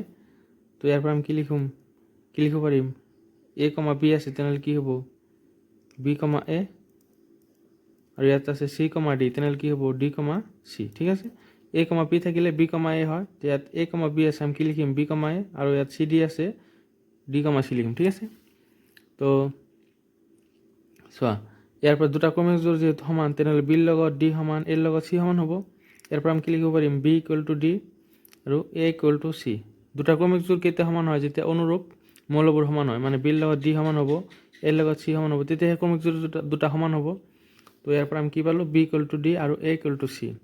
তো ইয়াত আমি কি লিখিব পাৰিম চাবা এ কমা বি ইকুৱেল টু কি লিখিব পাৰিম এৰ লগত কি সমান চি আৰু বিৰ লগত ডি সমান। তাৰমানে চোৱা ইয়াত আমি লৈছিলোঁ এ কমা বিৰ প্ৰতিচ্ছায়া আৰু চি কমা ডিৰ প্ৰতিচ্ছায়া সমান বুলি ধৰি শেষত কি পালোঁ ক্ৰমিক জোৰ দুটাও সমান পালোঁ হয়নে নহয়। তাৰমানে কি হ'ব যে ঐক্য কি হ'ব একৈক কি হ'ব হয়নে নহয় একৈকী ফলন হ'ব ঠিক আছে। এতিয়া আচ্ছাদকৰ কাৰণে চাবা যে আচ্ছাদকৰ কাৰণে চাবা।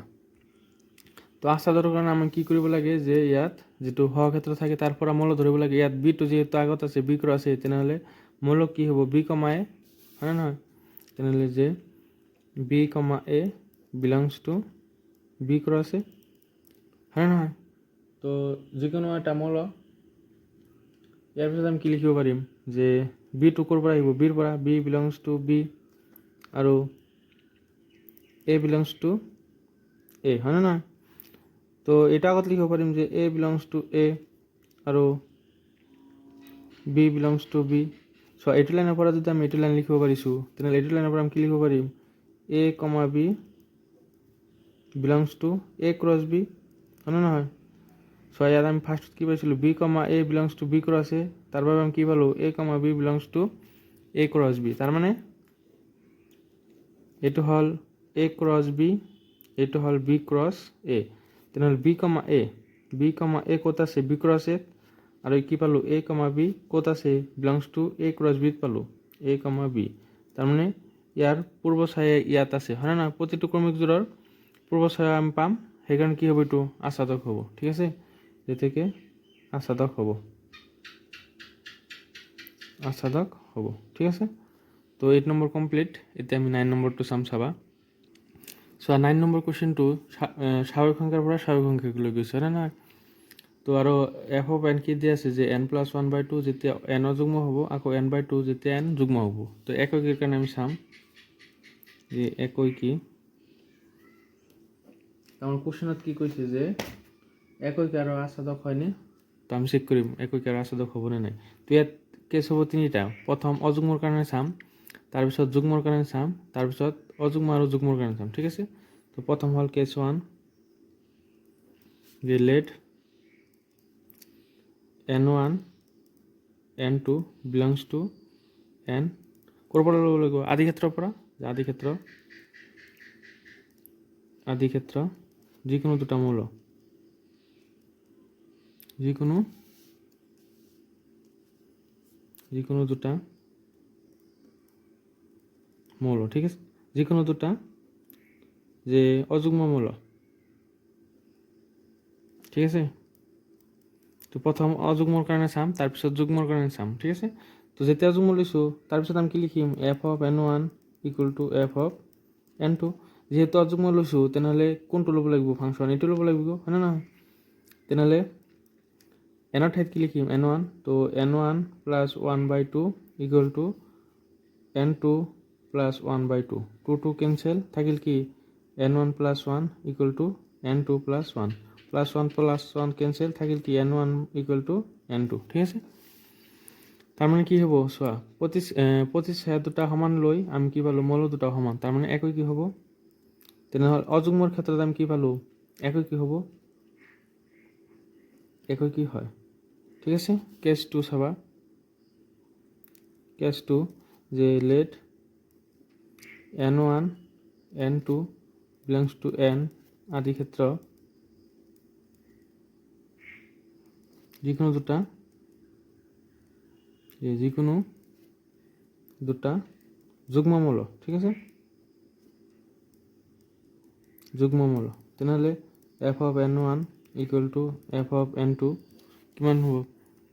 আমাৰ ফাংচনটো কি যুগ্মৰ কাৰণে চোৱা n/2, তেনেহ'লে কি হ'ব n1/2 ইকুৱেল টু n2/2, তো n1/2 equal to n2/2, 2 cancel, ইয়াৰ পৰা আমি কি পালোঁ n1 ইকুৱেল টু n2, তাৰমানে কি হ'ব একই কি হ'ব যুগ্মৰ কাৰণেও একই কি হয়, ঠিক আছে।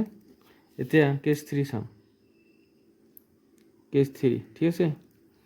কেছ 3 কি এটা যুগ্ম ল'ম যে late n1 belongs two n আদি ক্ষেত্র যিকোনো যুগ্ম সংখ্যা যে যুগ্মমূল, ঠিক আছে। আকৌ n2 বিলংছ টু n আদি ক্ষেত্র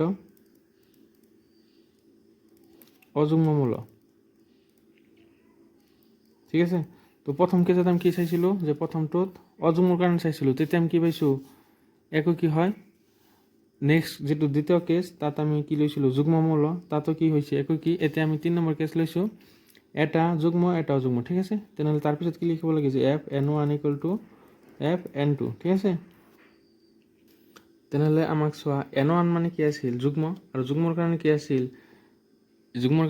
n/2, তেনেহ'লে ইয়াত কি হ'ব n1/2, আৰু এইটো কি n2 মানে অযুগ্মৰ কাৰণে আছিল n+1/2, তাৰমানে হ'ব n1+1/2, 2 কেঞ্চেল, ইয়াৰ পৰা আমি কি পালোঁ n1 ইকুৱেল টু n1+1, তাৰমানে এইটো হ'ব n2, হয়নে নহয় n2, এইটো হ'ব n2, তাৰমানে কি পালোঁ n1 not equal to n2, ঠিক আছে। যিহেতু +1 এক বেছি আছে গতিকে এই দুটা সমান নহয়, যেহেতু n1 আৰু n2 ইকুৱেল হোৱা নাই তেনেহ'লে কি নহয়, ইয়াতে লিখি দিছোঁ যেতেকে একই কি নহয়, ঠিক আছে। এতিয়া আমি আচ্ছাদকৰ কাৰণে চেক কৰিম, চাবা। তো আচ্ছাদকৰ কাৰণে চাবা যে আচ্ছাদকৰ কাৰণে ফাৰ্ষ্ট ষ্টেপ কি আছিল যে যিটো তোমাৰ সহক্ষেত্ৰ থাকে তাৰ পৰা আৰবিট্ৰেৰী এটা যিকোনো মৌল ধৰি ল'ব লাগে। তো ইয়াত মই ধৰি লৈছোঁ যে y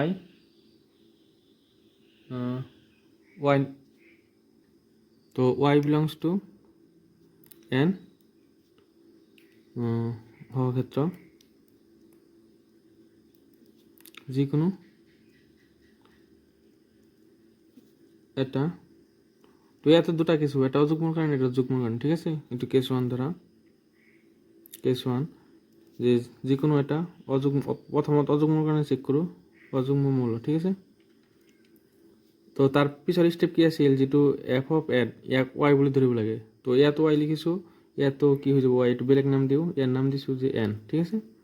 তেনেহ'লে f of n ক আমি কি নাম দিম y ইকুৱেল টু কি হ'ব যে n+1/2, ঠিক আছে। তাৰপিছত কি কৰিব লাগে y x থাকিলে x ইকুৱেল টু লিখিছিলোঁ, ইয়াত যিহেতু n আছে তেনেহ'লে কি লিখিম n ইকুৱেল টু, তেনেহ'লে n+1 ইকুৱেল টু কি হ'ব ব্ৰজপূৰণ কৰিলে 2 × y 2y, ঠিক আছে। তেনেহ'লে n ইকুৱেল টু কি হ'ব 2y - 1, ঠিক আছে।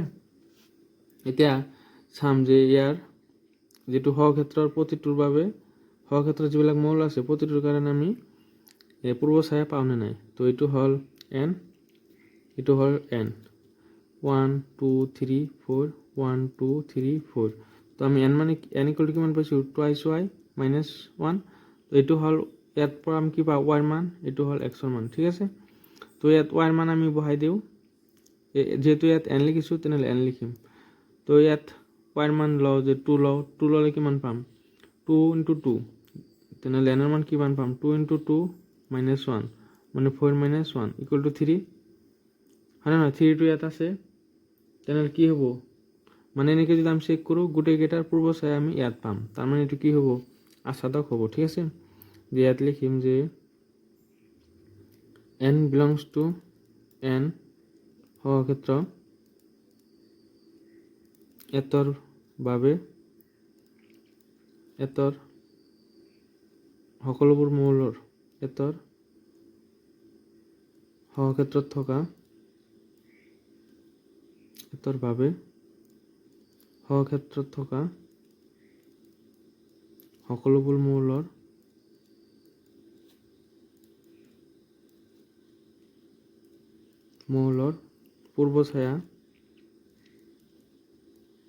পূৰ্বছায়া আদি ক্ষেত্ৰ এনত পোৱা যায়। সেয়ে ই আচ্ছাদক হ'ব। ঠিক আছে, মানে সহক্ষেত্ৰত যিমানবোৰ মৌল আছে গোটেইকেইটাৰ কি পূৰ্বছায়া আমি আদি ক্ষেত্ৰত পাম, যাৰ বাবে এইটো আচ্ছাদক হ'ব। ইয়াত লিখিব পাৰা যে সকলো n বিলংছ টু এতৰ বাবে সহক্ষেত্ৰত থকা সকলোবোৰ মৌলৰ পূৰ্বছায়া আদি ক্ষেত্ৰ এনত পোৱা যায়। ঠিক আছে, তো ইয়াৰ পিছত আমি যুগ্মৰ কাৰণে চাম যে কেছটো যে n বিলংছ টু n সহক্ষেত্ৰ যিকোনো এটা যুগ্ম মৌল। ঠিক আছে, যুগ্ম মৌল। ইয়াৰ পিছত আমি কি লিখিম, যেটো fn থাকে আমাৰ ইয়াতে যেটো fn থাকে তাক y বুলি লিখিম। তেনেহ'লে y ইকুৱেল টু ইয়াত চোৱা যুগ্ম মানে কি আছিল n/2, তেনেহ'লে কি লিখিম যে y ইকুৱেল টু n/2। ঠিক আছে, তাৰপিছত n ইকুৱেল টু কিমান হ'ব, তেনেহ'লে n equal to twice y। এতিয়া ইয়াত চোৱা যে গোটেইকেইটাৰ পূৰ্বছায়া আমি পাম নে নাই, এইটো হ'ল n, এইটো হ'ল n, 1 2 3 4 1 2 3 4 n ইকুৱেল টু আমি কিমান পাইছোঁ টুৱাইচ y। তেনেহ'লে 1 বহালে কি পাম 2, 2 বহালে 4, 3 বহালে 6, মানে ইয়াত যিমানবোৰ মৌল আছে গোটেইকেইটাৰ পূৰ্বছায়া ইয়াত আমি পাম, তাৰমানে কি হ'ব এইটো আচ্ছাদক হ'ব। তো ইয়াত লিখিম যে সকলো n বিলংছ টু n সহক্ষেত্ৰ এতৰ বাবে সহক্ষেত্ৰত থকা সকলোবোৰ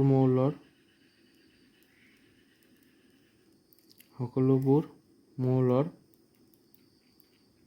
পূৰ্বছায়া আদি ক্ষেত্ৰ এনত পোৱা যায়। সেয়ে ই আচ্ছাদক হ'ব। ঠিক আছে,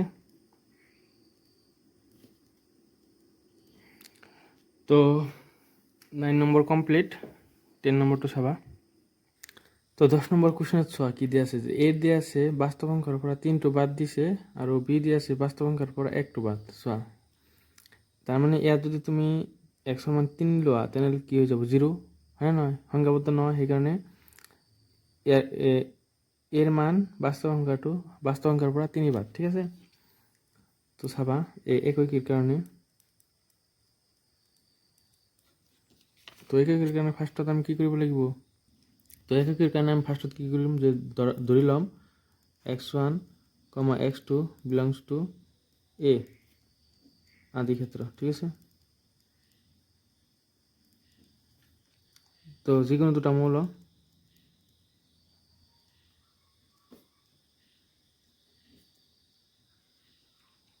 তাৰপিছত যে f of x1 equal to f of x2। ঠিক আছে, তো ইয়াতে কি কৰিম, যেহেতু এক্সৰ ঠাইত x1 লৈছোঁ, ইয়াতে কি হ'ব x1, তো x1 minus 2 x1 minus 3 equal to x2 minus 2 x2 minus 3। এতিয়া ব্ৰজ পূৰণ কৰিম, এইটোৰ লগত এইটো পূৰণ, এইটোৰ লগত এইটো পূৰণ, x1 minus 2 x2 minus 3 equal to x2 minus 2 x1 minus 3। ঠিক আছে, এই গোটেইখিনিৰ লগত এই গোটেইখিনি পূৰণ, এই গোটেইখিনিৰ লগত এই গোটেইখিনি পূৰণ। ঠিক আছে, তো পূৰণ কৰিলে কিমান হ'ব চাবা, x1 ইনটু x2, তো x1 x1 ইনটু মাইনাছ 3, তেনেহ'লে কিমান হ'ব minus 3 x1, minus 2 into x2, তেনেহ'লে minus 2 x2, minus minus plus 2 into 3 6 equal to x2 into x1 কিমান হ'ব x1 x2 minus x2 into 3, তেনেহ'লে 3 x2, তাৰপিছত মাইনাছ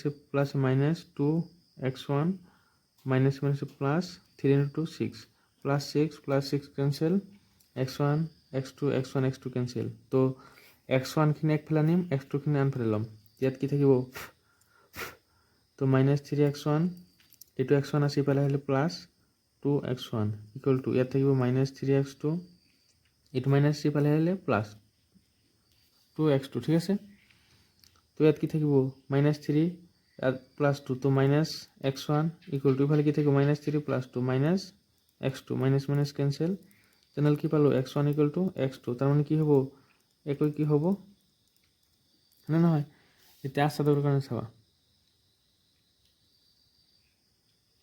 তো আসাদর কারণে আমি ফার্স্টত কি করিম যে let y belongs to b হওয়া ক্ষেত্র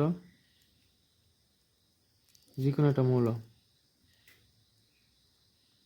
যে কোনো একটা মৌল ঠিক আছে তাৰপিছত ইয়াতে যেটো f of x আছে ইয়াৰ ঠাইত y লিখিম ঠিক আছে y ইকুয়াল টু কি হ'ব তেনেহলে যে y equal two x minus 2 x minus 3 ঠিক আছে তেনেহলে এতিয়া x ইকুয়াল টু আমাক লিখিব লাগে তো বৰ্জপৰণ কৰিলে কিমান হ'ব x minus 2 equal to y x minus 3 না না তো ইয়াত থাকিল x minus 2 ইয়াত কি হ'ব yx minus 3y এটো ইফালে নিম এটো প্লাস ইফালে হলে minus x minus yx equal to ইয়াত আছে মাইনাস 3y এটো কি হৈ যাব প্লাস 2 ইয়াৰ পৰা যদি আমি x কমন লও কি থাকিব 1 minus y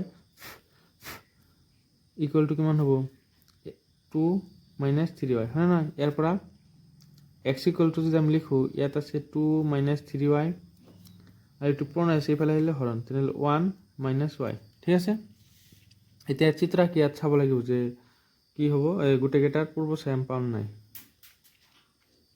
তো আমাক সোয়া ইয়াতে যে a আছিল a তিনি থাকিব নোৱাৰিব আৰু b ত 1 থাকিব নোৱাৰিব ঠিক আছে তো এটো হল a এটো হল b তো ইয়াত লিখি -2 -1 0 1 2 তিনি থাকিব নোৱাৰিব ইয়াত 4 ললো আৰু ইয়াত 1 থাকিব নোৱাৰিব ঠিক আছে -2 -1 0 1 থাকিব নোৱাৰিব তো 1 বাদ দিম 2 3 4 ঠিক আছে তো ইয়াত ইমান বোৰ ইয়াত বহাই চাম বহাই যদি আমি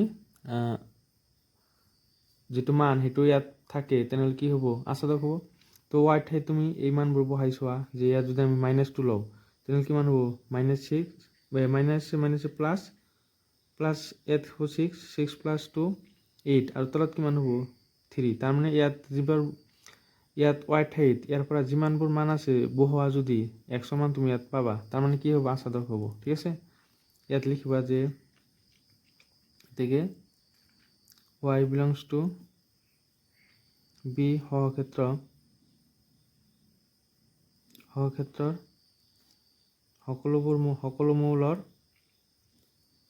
সকলো মৌলৰ পূৰ্ব ছায়া পোৱা যায়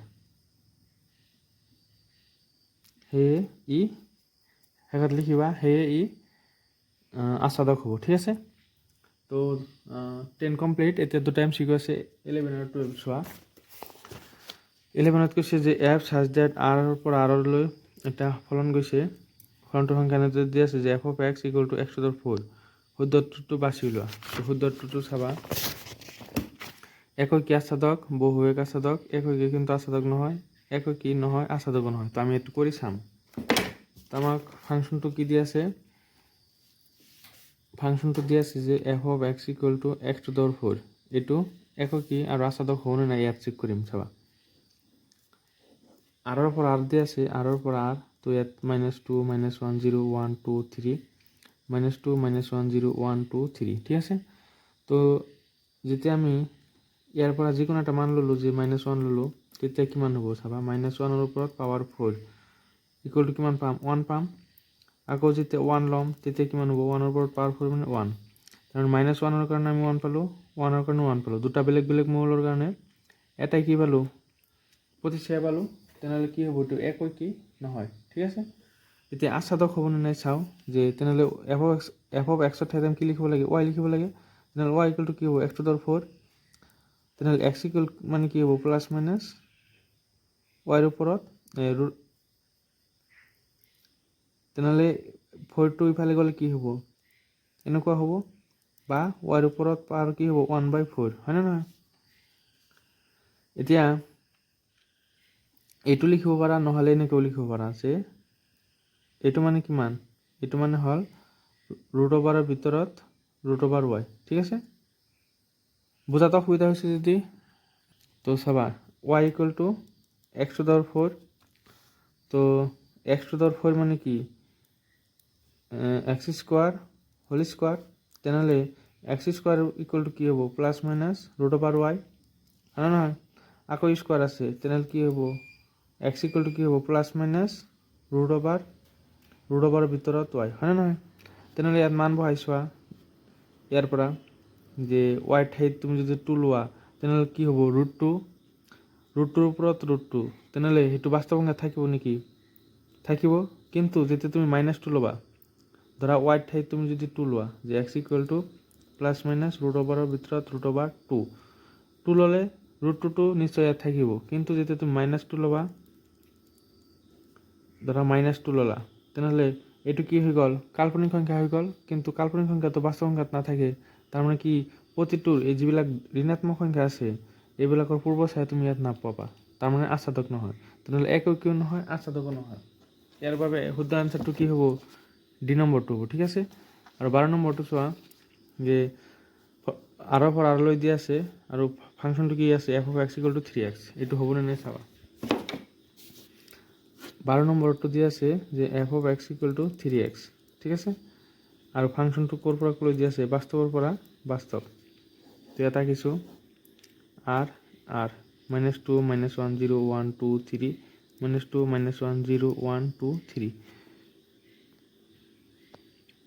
তো ফাংচনটো আমাৰ f(x) = কি দিয়া আছে 3x আছে তো x ঠাইত তুমি মানবোৰ বহাই চোৱা যে 1 বহালে কিমান পাবা 3 × 1 3 যদি তুমি -1 লোৱা তেনেহ'লে কি পাবা 3 × -1 = -3 তাৰমানে বেলেগ বেলেগ মৌলৰ বেলেগ বেলেগ প্ৰতিক্ৰিয়া পাবা তাৰমানে কি হ'ব একই হ'ব ঠিক আছে তাৰপিছত আস্বাদকৰ কাৰণে f(x) ঠাইত তুমি y লিখিব লাগিব = কিমান দিয়া আছে 3x তেনেহ'লে x কি হ'ব x = y/3 এতিয়া y ৰ মান ইয়াৰ পৰা যিকোনো মান তুমি লোৱা যে y ৰ মান মই -2 ল'লোঁ তেনেহ'লে -2/3 ইয়াত থাকিব তুমি y ৰ মান -5 লোৱা -5/3 ইয়াত থাকিব y ৰ মান তুমি 2 লোৱা 2/3 থাকিব হয়নে নহয় তাৰমানে কি হ'ব এককীয় হ'ব আস্বাদক হ'ব তেনেহ'লে ইয়াৰ এনসাৰ কি হ'ব ইয়াৰ এনসাৰ হ'ব যে f এককীয় আস্বাদক ঠিক আছে এই নম্বৰটো এনসাৰ হ'ব তেনেহ'লে সম্বন্ধ আৰু ফলন শেষ নেক্সট ক্লাছত আমি ইয়াৰ পিছত যিটো চেপ্টাৰ আছে সেইটো আলোচনা কৰিম ঠিক আছে